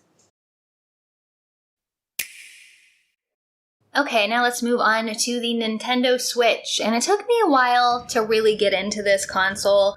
I've had a problem with Nintendo and their shitty controllers for a number of generations, so I've had to buy a number of things to make this a playable system for me. First, I think if you have a Switch and you want to play it for anything that requires any kind of coordination or precision, a Pro Controller is pretty much a necessity. This is the Xenoblade one, which is a game I haven't played, but I like that it's pink and teal. It's just pretty. So this is what I play with all the time if I'm playing in docked mode, which is what I play 90% of the time. And then for handheld mode, the only thing that's made me want to play handheld mode is this Hori split sort of Pro Controller, which does look a little bit on the ridiculous side, but gives you proper size buttons and like a decent, not great, D-pad and like decent analog sticks to play with. These shitty little things never leave my Ring Fit devices except when they need to be charged. If I had to play with this, I would just never play the Switch at all. But let's get on to the games. First of all, we've got AI, the Somnium Files, which is a mystery visual novel. I liked this one okay. I found that having to play through it multiple times to get the real ending was extremely annoying and just not a mechanic I like in any game, but the actual story and the characters were pretty good for a couple playthroughs, if not all of them. The next up is a Battle Chef Brigade, which is a game that merges like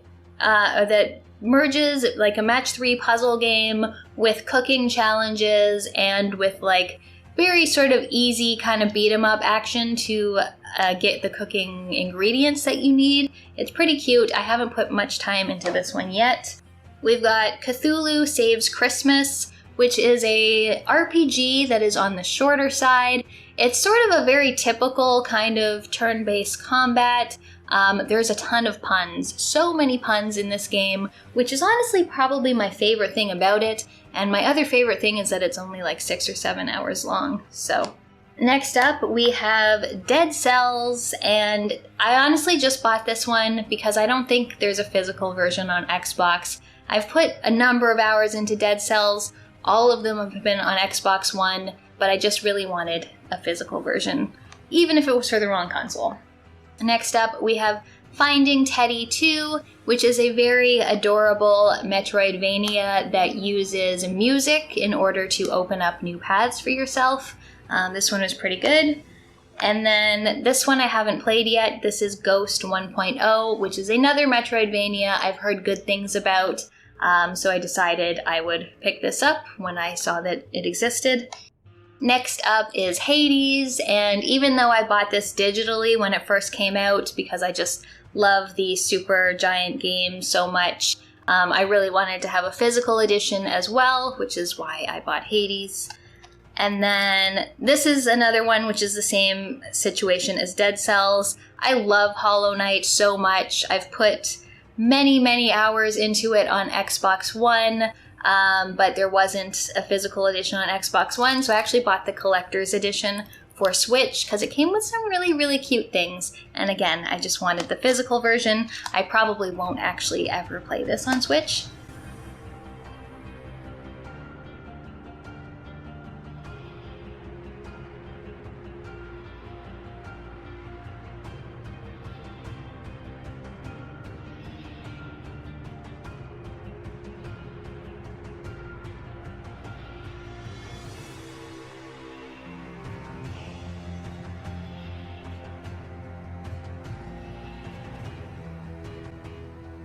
This is Ita, which is a boss rush kind of bullet hell game. It actually reminds me quite a bit of Hyper Light Drifter. I just started up this one a few days ago, so I'm not too far into it yet.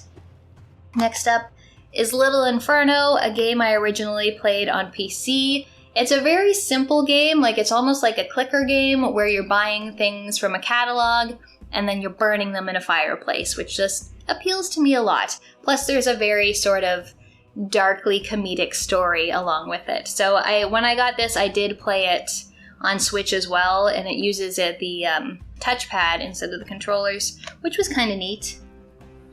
I have Mario plus Rabbids Kingdom Battle. This was the first game I ever played on Switch, and really liked it. It got surprisingly tough, tougher than I was expecting it to be. And then I have Old School Musical, and this was actually sent to me by Super Rare Games, which is very nice of them. And this is a rhythm game that takes all kinds of famous retro style games and sets the rhythm games to like that style. And it was a lot of fun, also very, very funny, which seems to be a commonality among these games. I have Owl Boy, which is a sort of puzzle platformer, except not really platformer because you're flying, but it was another adorable sort of action game. It's been called a Metroidvania. I don't necessarily agree with that. Cyvaria Delta is a vertical shoot 'em up. I haven't tried this yet. I just, love vertical shoot 'em ups, so I decided I would probably like this one when I play it at some point. Ring Fit Adventure is absolutely amazing.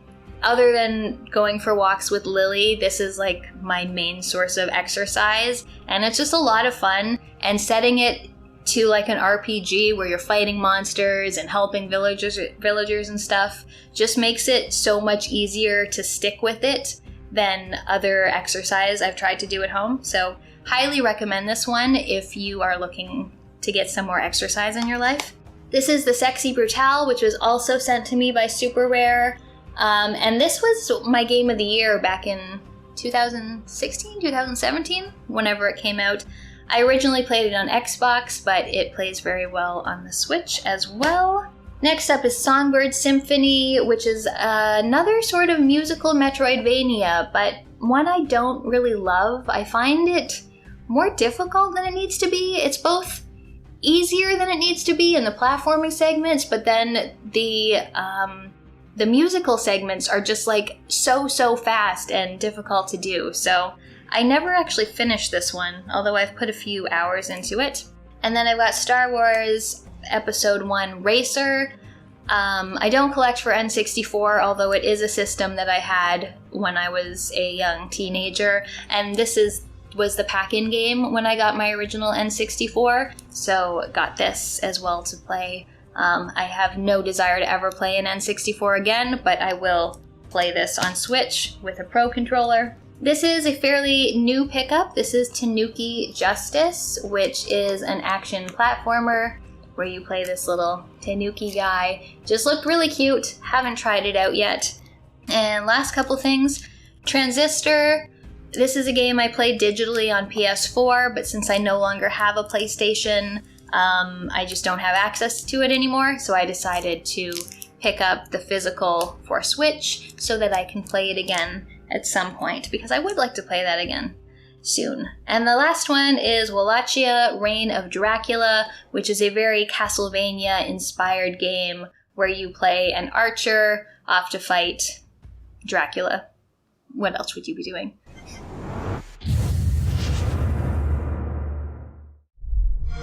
Alright, so now we are on to Xbox One / Xbox Series X. Honestly, they're kind of interchangeable at this point. Even though on this channel I tend to focus my reviews on retro games, the Xbox is really my most played console at this time. I play it pretty much every day. I mean, I have one in the living room and one in the bedroom just so I can always have it on hand. And this is, I think, my third biggest collection in terms of number of games. Just to start off, I want to talk a little bit about controllers and what I use for this. I have 3 controllers between the 2 consoles. The first one is the Sea of Thieves controller, which I honestly just got because it's the prettiest controller I've ever seen. I love this little gold button and just like the purple and teal color combo with like the barnacle marks on it. I just think it's absolutely beautiful, so that's why I have this one. Other than that, I have the Elite Series 2, which I did a review of a while ago. Very nice controller, very heavy, feels really good in your hand. Wonderful triggers and bumpers, and really like this faceted D-pad a lot. And then the last one is the Series X and S. There's just dog hair over everything and dust. The Series X controller, which is really good. At first I wasn't sure, just it felt a little more plasticky than the Elite that I was used to, but I honestly find that this faceted D-pad is my favorite D-pad ever of any controller. It's just like really nice and clicky and really nice and precise. If I'm going to be playing like a Hollow Knight or some other kind of precision platformer, this is actually the controller that I like to use the most. So let's get into the games, and to start out we have Abzu. And something in this collection is that Xbox is like the worst for limited print runs of things, like the Switch and the PS4 have deals with companies, which apparently Xbox has just gotten on board of, but for the most part, they weren't doing the indie games with physical releases, so anytime there is one, I tend to grab it.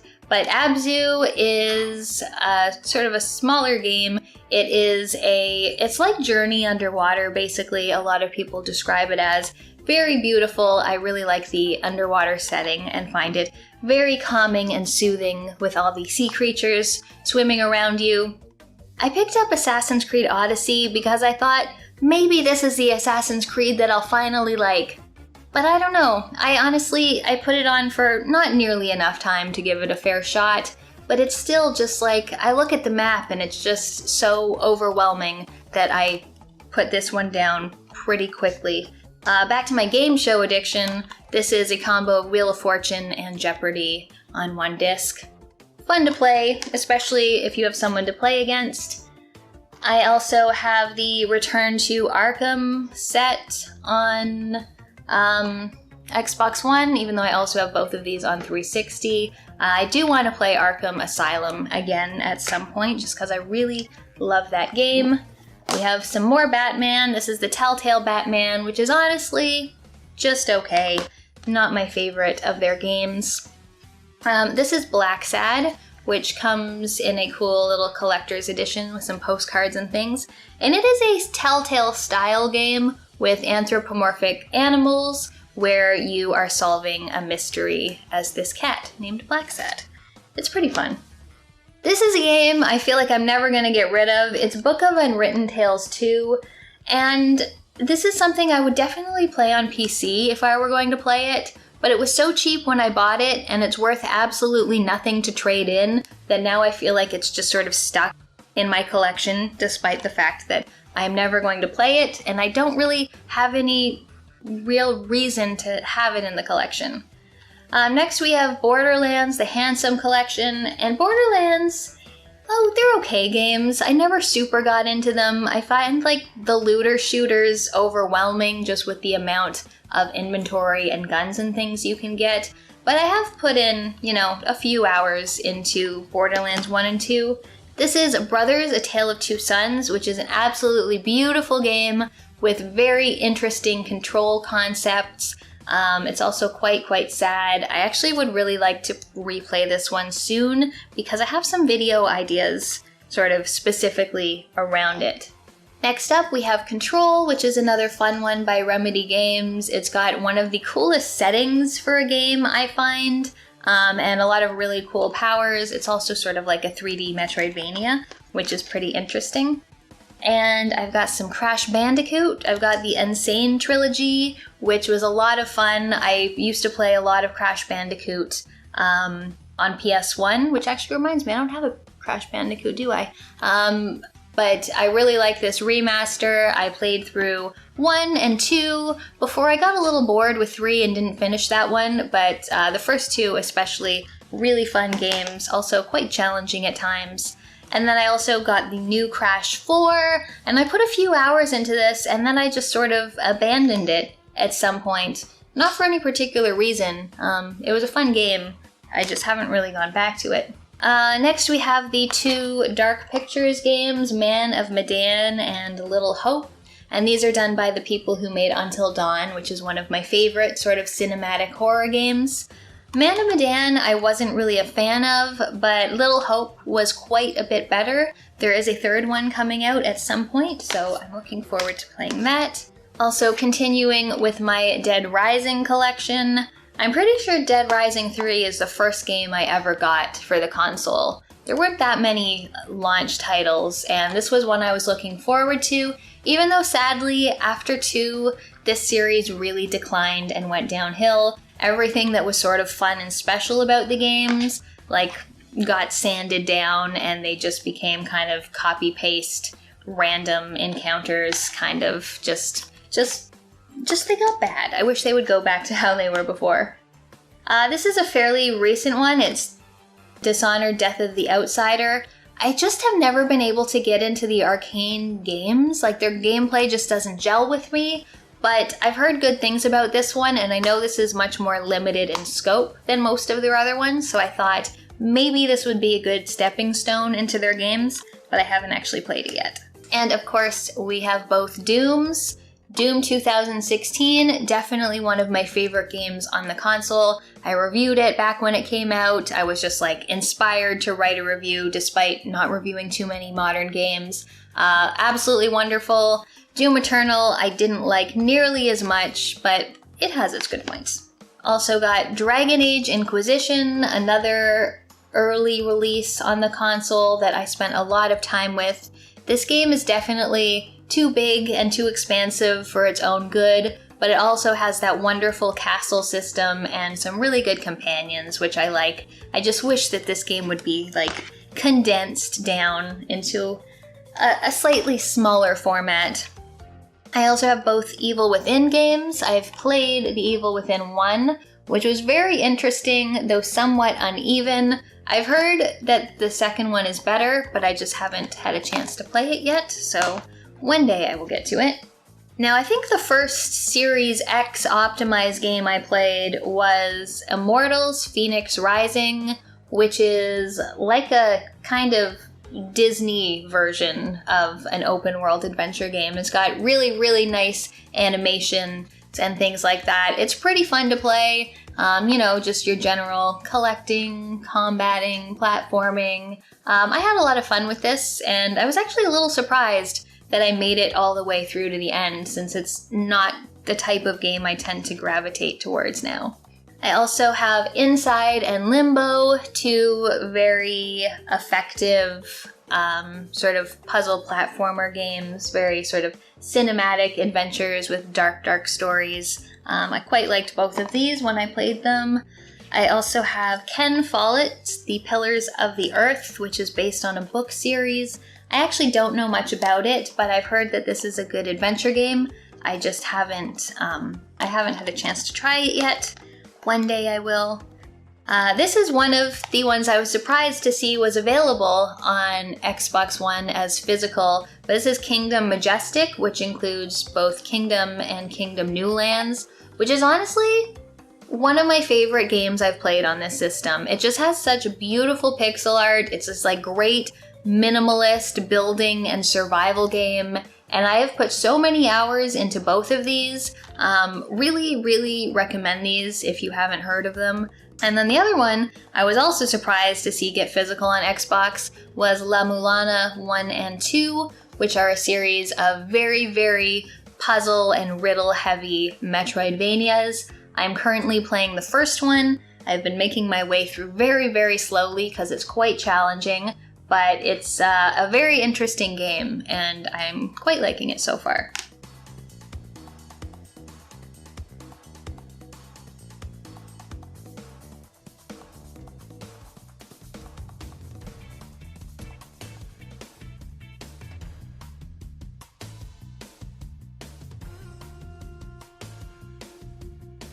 One more recent game is Little Nightmares 2, which I just finished this past month. I have a bit of a love-hate relationship with it. Some of the levels are very good and effective. It's got like this amazing aesthetic, but it's also very, very frustrating at times, and I did rage quit multiple times before I managed to finish it. Metro Last Light this includes 2 games. It's a series where there's been a kind of nuclear apocalypse and monsters are roaming the earth and you're just sort of surviving. It's very sort of dark and gritty first person sort of horror shooter game. They're quite good. I especially liked the first one in the series. We've got Okami HD. I know I've got this on PS2 as well, but I will probably play this version when I finally decide to get around to it. I've also got Ori and the Blind Forest, which is just an absolutely beautiful Metroidvania. I have Ori and the Will of the Wisps too, but it's in a steelbook, and it's in the collector's box set, which is sitting in the other room, and I'm too tired to grab it right now. But I have both of them. They're both absolutely beautiful games, well worth playing.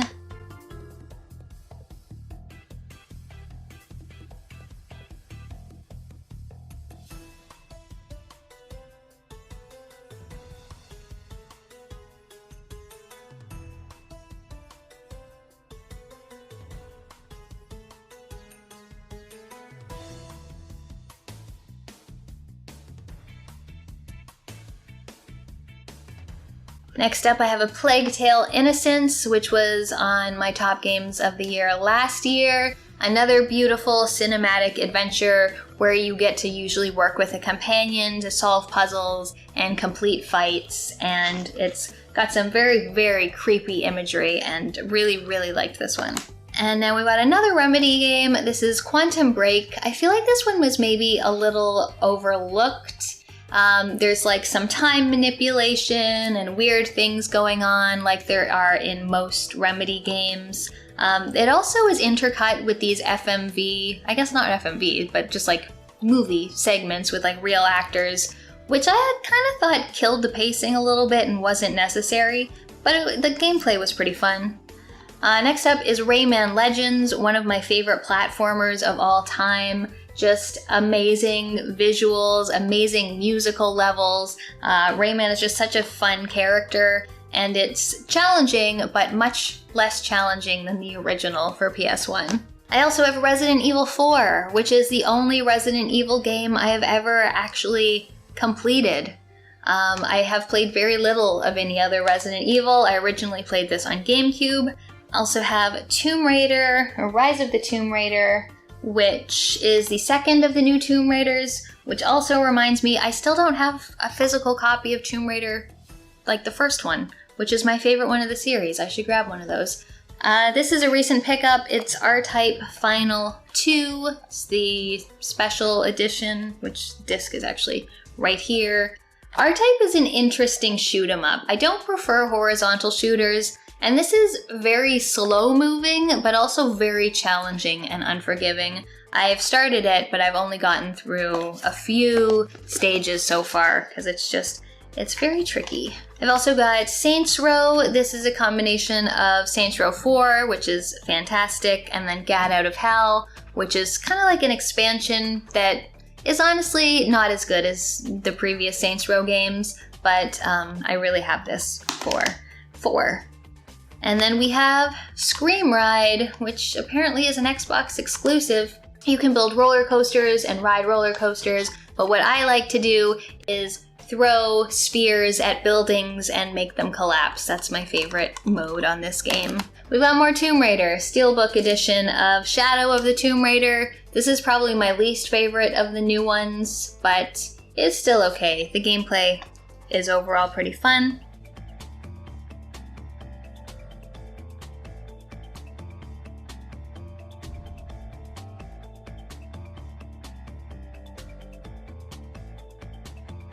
We've got some Sherlock games. Sherlock Holmes Crimes and Punishment is my favorite of the Sherlock series by Frogwares. I really like that it has multiple smaller cases rather than one big case, which is actually the same deal with The Devil's Daughter, except they put some action scenes that aren't really appreciated in this one. We've got Cine Mora EX, which is a very impressive looking horizontal shooter, but it's also just really weighed down by story that I wish was skippable, so that one was okay. We've got Song of the Deep, which is a cute little Metroidvania that takes place underwater where you're a girl looking for her missing father. I had a lot of fun with this one when I played it. We have Spyro Reignited. I played a ton of Spyro 1 on PS1 when I was a teenager, and I was very happy to have the follow-ups to it.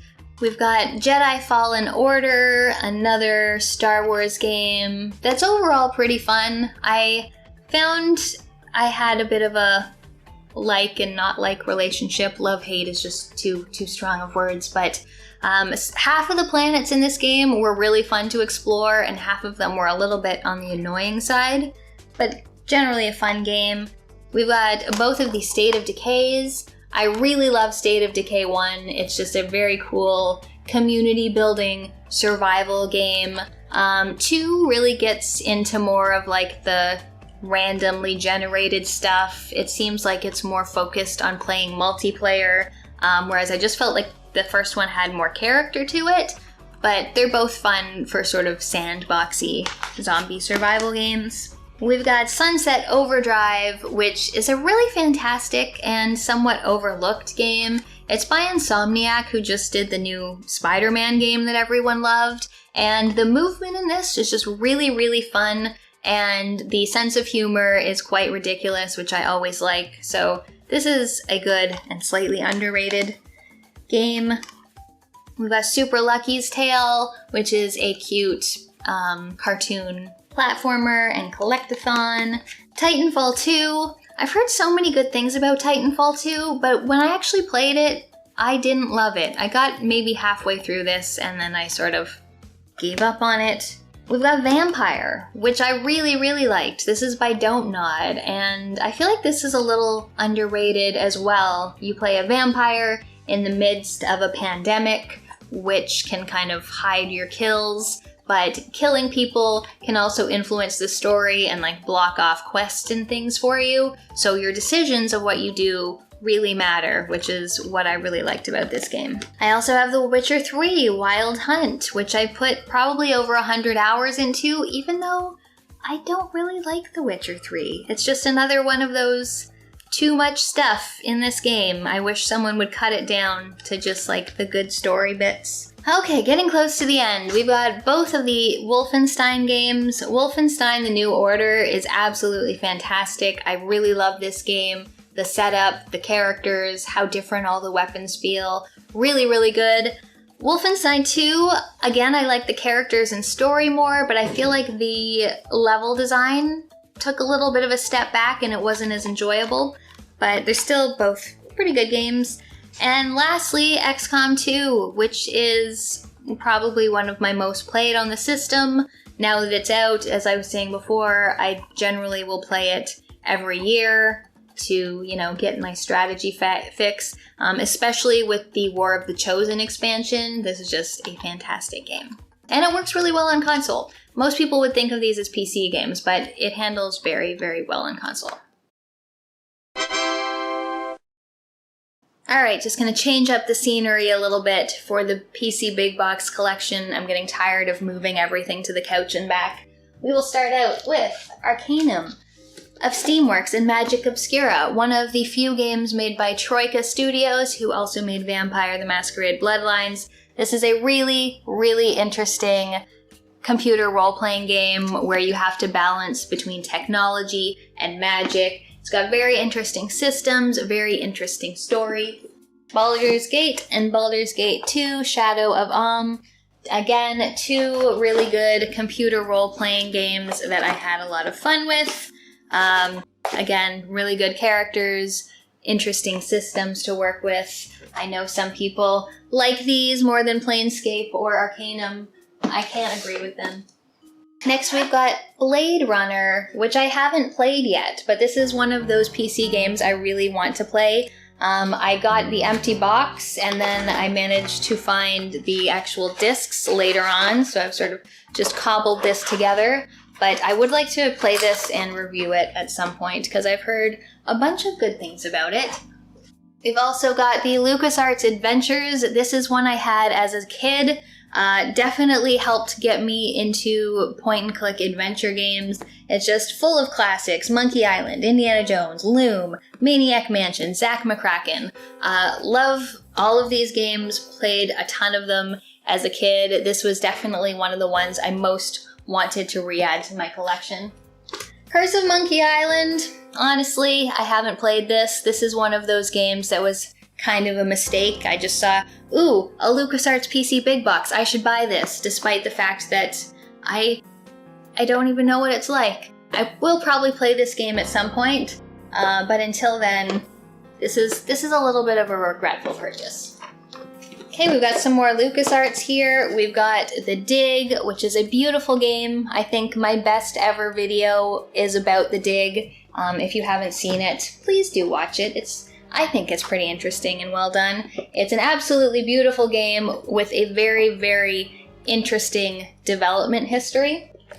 We also have Full Throttle, which is a little more on the serious adult side for LucasArts games, about a motorcycle game and someone being framed. Interesting game. On the shorter side, both of them very good. We've got two Gabriel Knights. I'm definitely on the hunt for the first Gabriel Knight. I have yet to come across a box that was of a decent price. We've got The Beast Within, which is the FMV adventure game that's very interesting. I think it's one of the best FMV games out there. And then we've got Blood of the Sacred, Blood of the Damned, which unfortunately makes a move to very, very awkward, janky 3D for its gameplay and art style, but it does have some very good puzzles, and also some very bad puzzles. Next we've got The Island of Dr. Brain, and honestly this is another somewhat regrettable purchase. It wasn't very expensive, but it does take up a lot of room, and I've never played this game. I just bought it because it was Sierra, so you live and you learn, I guess. This is actually not a PC game at all. This is the collector's edition of Kingdom on PS4. At the time that I bought this, I didn't think there would ever be a physical version on Xbox, which is why I got this. It just has some artwork and things in it, a soundtrack, but it's just a really nice box for a game I really like, and it sits with my PC big boxes because that's where it seems to fit. We've also got a couple King's Quest. King's Quest isn't a series I played a ton of as a kid. 5 is the first one I ever played. Absence makes the heart go yonder. And it's full of very interesting, somewhat challenging puzzles. I had a lot of difficulty playing this game when I was a kid. And then we have King's Quest 7, which I think unfairly gets derided in adventure game lover circles. But I think it's beautiful. I really like the Disney-style animation, and I think the puzzles are very good, and I really like how you swap between two characters as you play. So then we've got a couple dungeon crawlers. This one's unfortunately a little bit in bad shape here, but this spine just doesn't get displayed. Lands of Lore, Throne of Chaos, honestly, my favorite of this type of game. I think it does things so well. The characters have a little more character than they usually do. The environments are really great. The story's pretty interesting, and the fights are a lot of fun. So this is one of my favorites. I actually really want to do a review on this game at some point. And then another one, not sure why I bought this. This is the sequel, which I didn't like at all. So, I don't know. Next up, we've got Leisure Suit Larry 1 through 6. This isn't the one that I prefer. I had the 1 through 7 collection when I was a kid. I remember specifically I sold it on eBay. Some guy who was in the army in Iraq ordered it, and it took a while for it to get there. But anyways, yeah, Leisure Suit Larry, strange games where you're just this nerdy guy trying to get laid. So yeah, I'd really like to get one with 7, because I probably played 7 more than any of them, except maybe 1. Another one. Why are you doing this, Pam? Lord of the Rings. Never played this. Probably never will. I should probably sell this. But then, this is something I got fairly recently, something that I was really looking for. It's the LucasArts Archive Volume 3. This is another one that I had when I was a kid that was just full of so much joy for me to experience. It had, again, Monkey Island, Full Throttle, The Dig, Dark Forces, and Afterlife, which took a step away from the point-and-click adventure and was more of like a simulation where you build heaven and hell. A bunch of great games, and so happy to have this sitting on my shelf. Can't have a collection of PC games without my favorite PC game, Planescape Torment.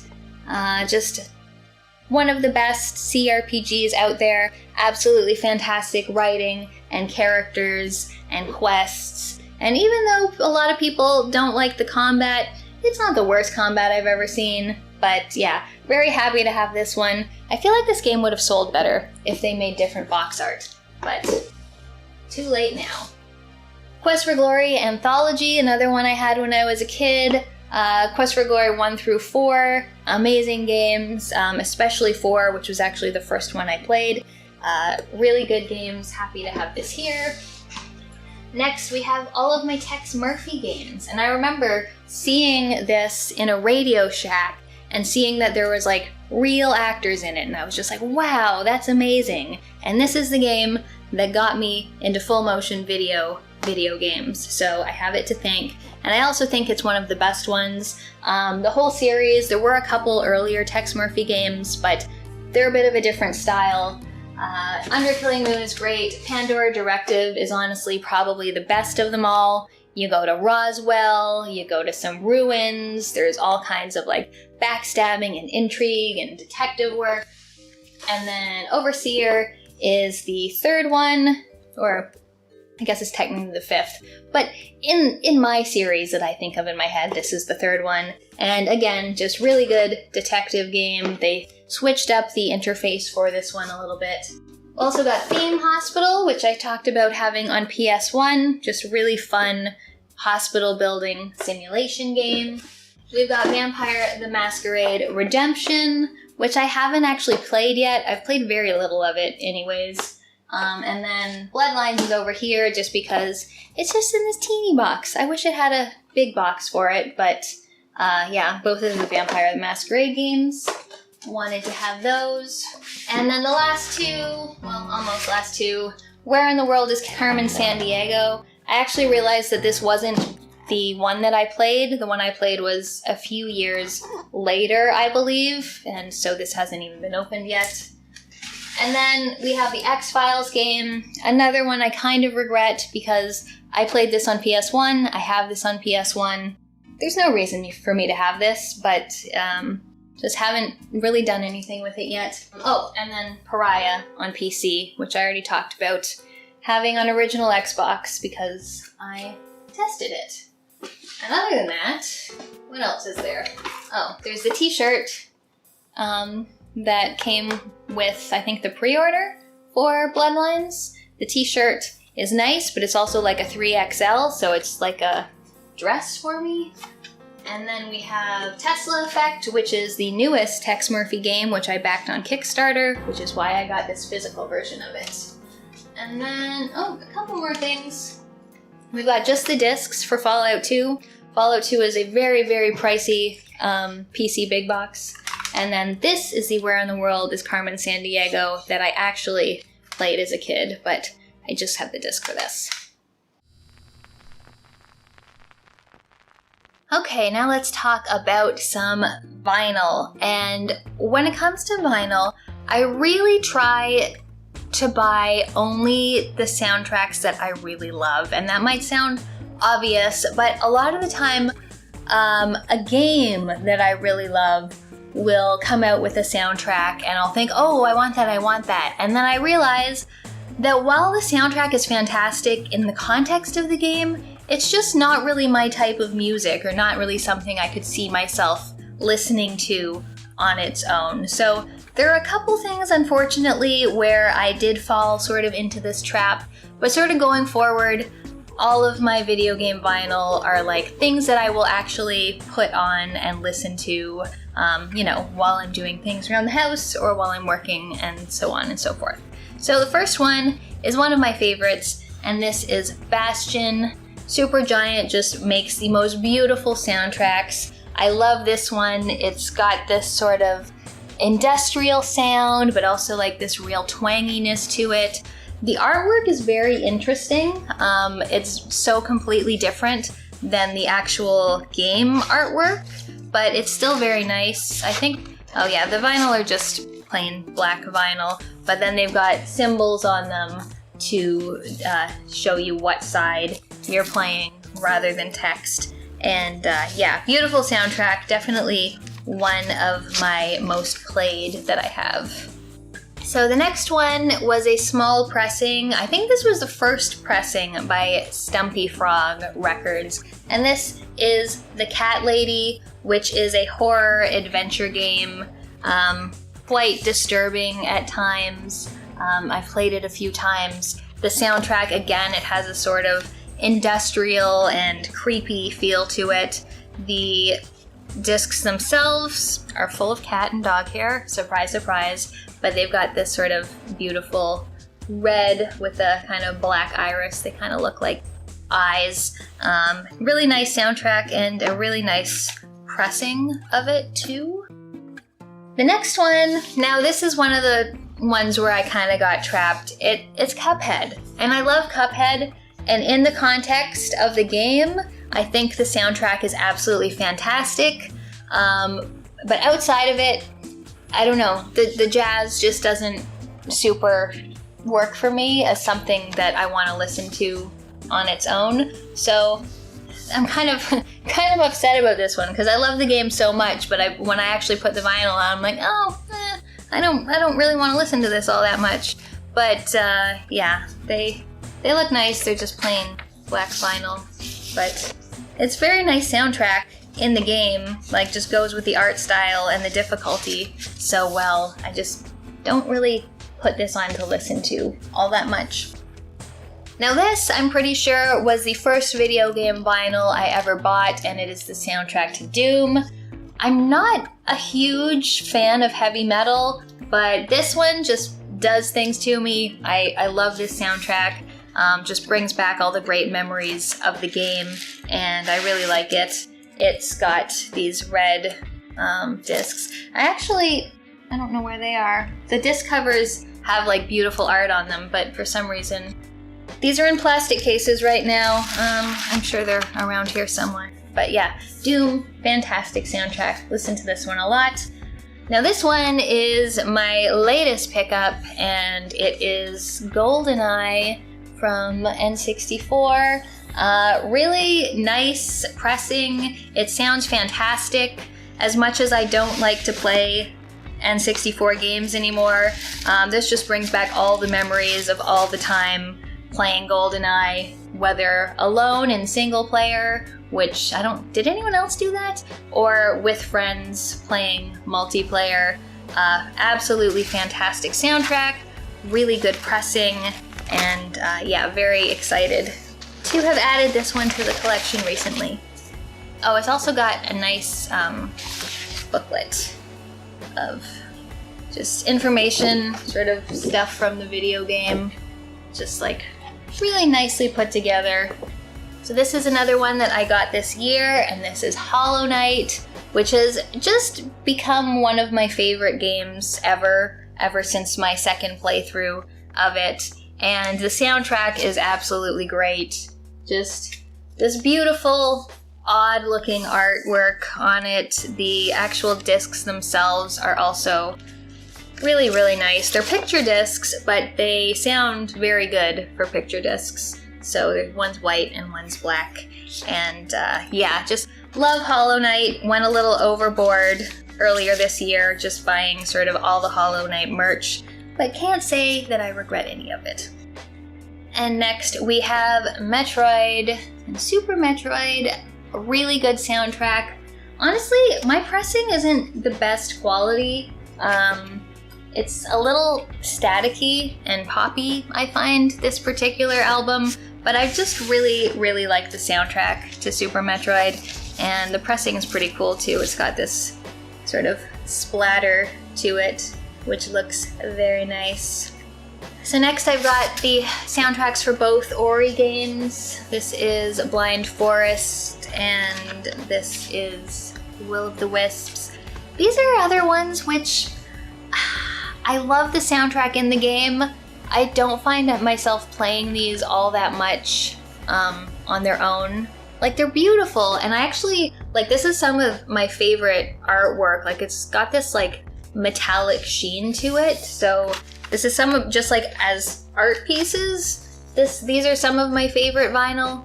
I don't listen to the soundtracks all that much though, but they're just beautiful, and I couldn't help myself.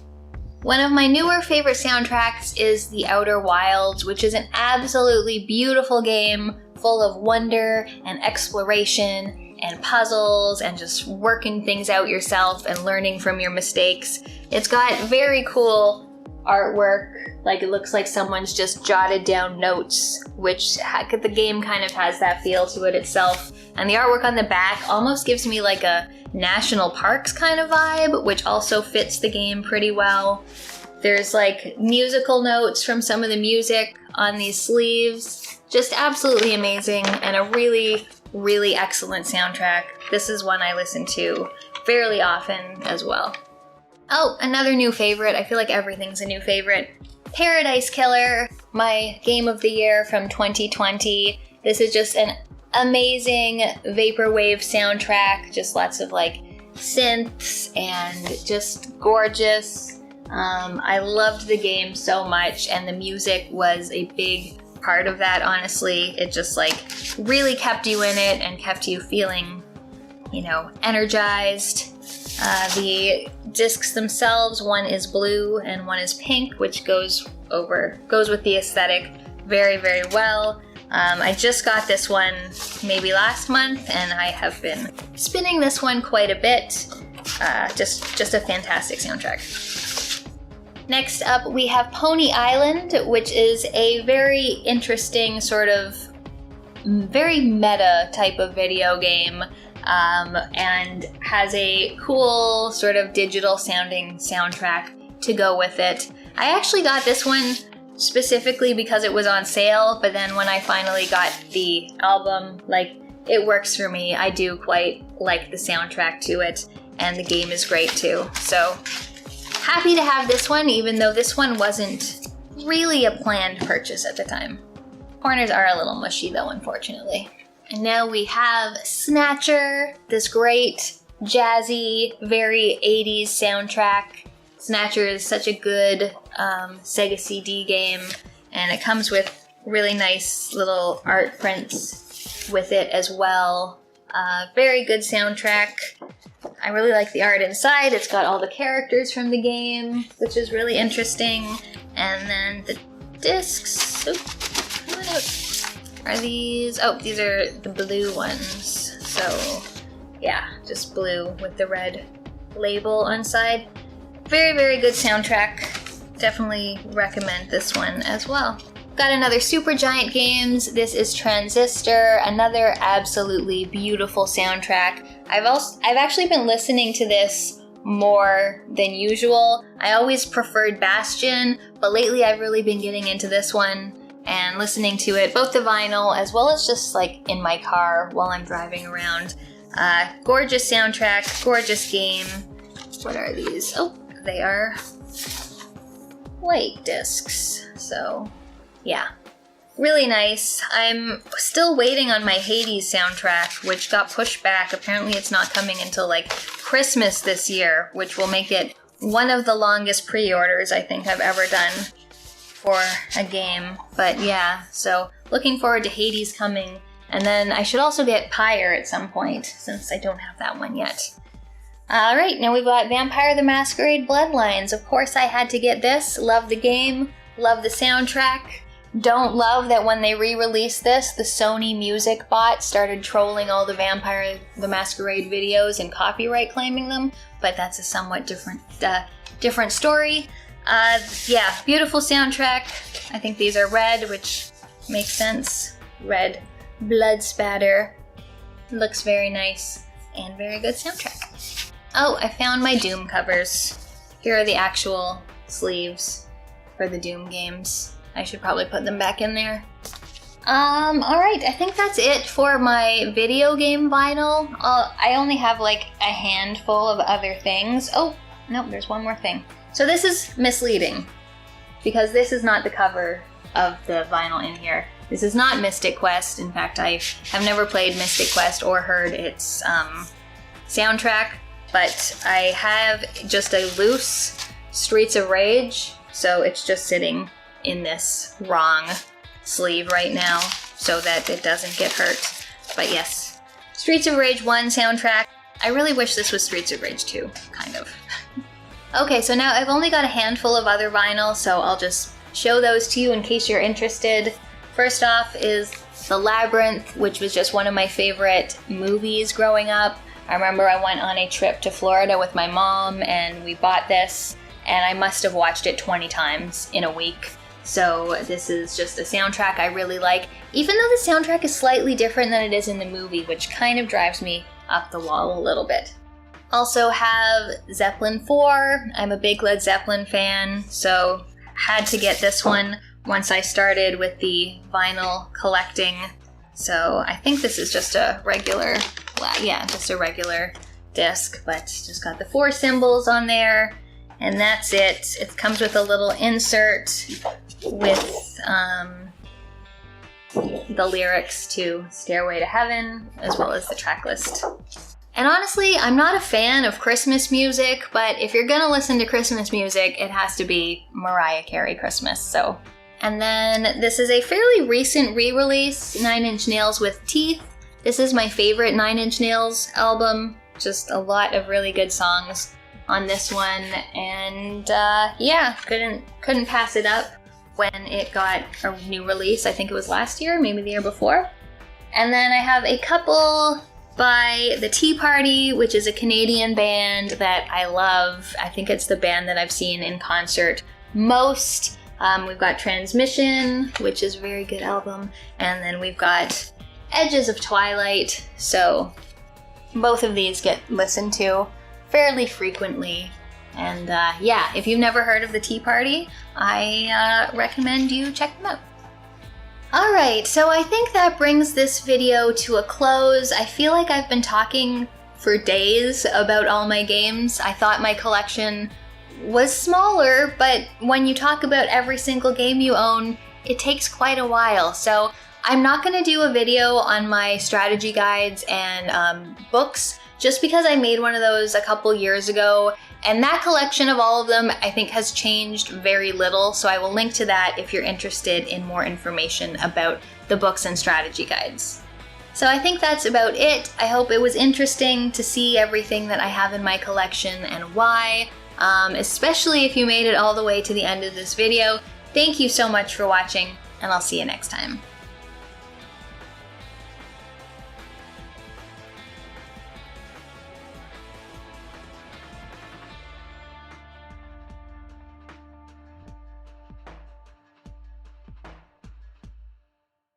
If you're somehow not tired of the sound of my voice yet, you can go watch another one of my videos. Or check out my Patreon if you want to support the channel. Thanks so much for watching, and I will see you next time.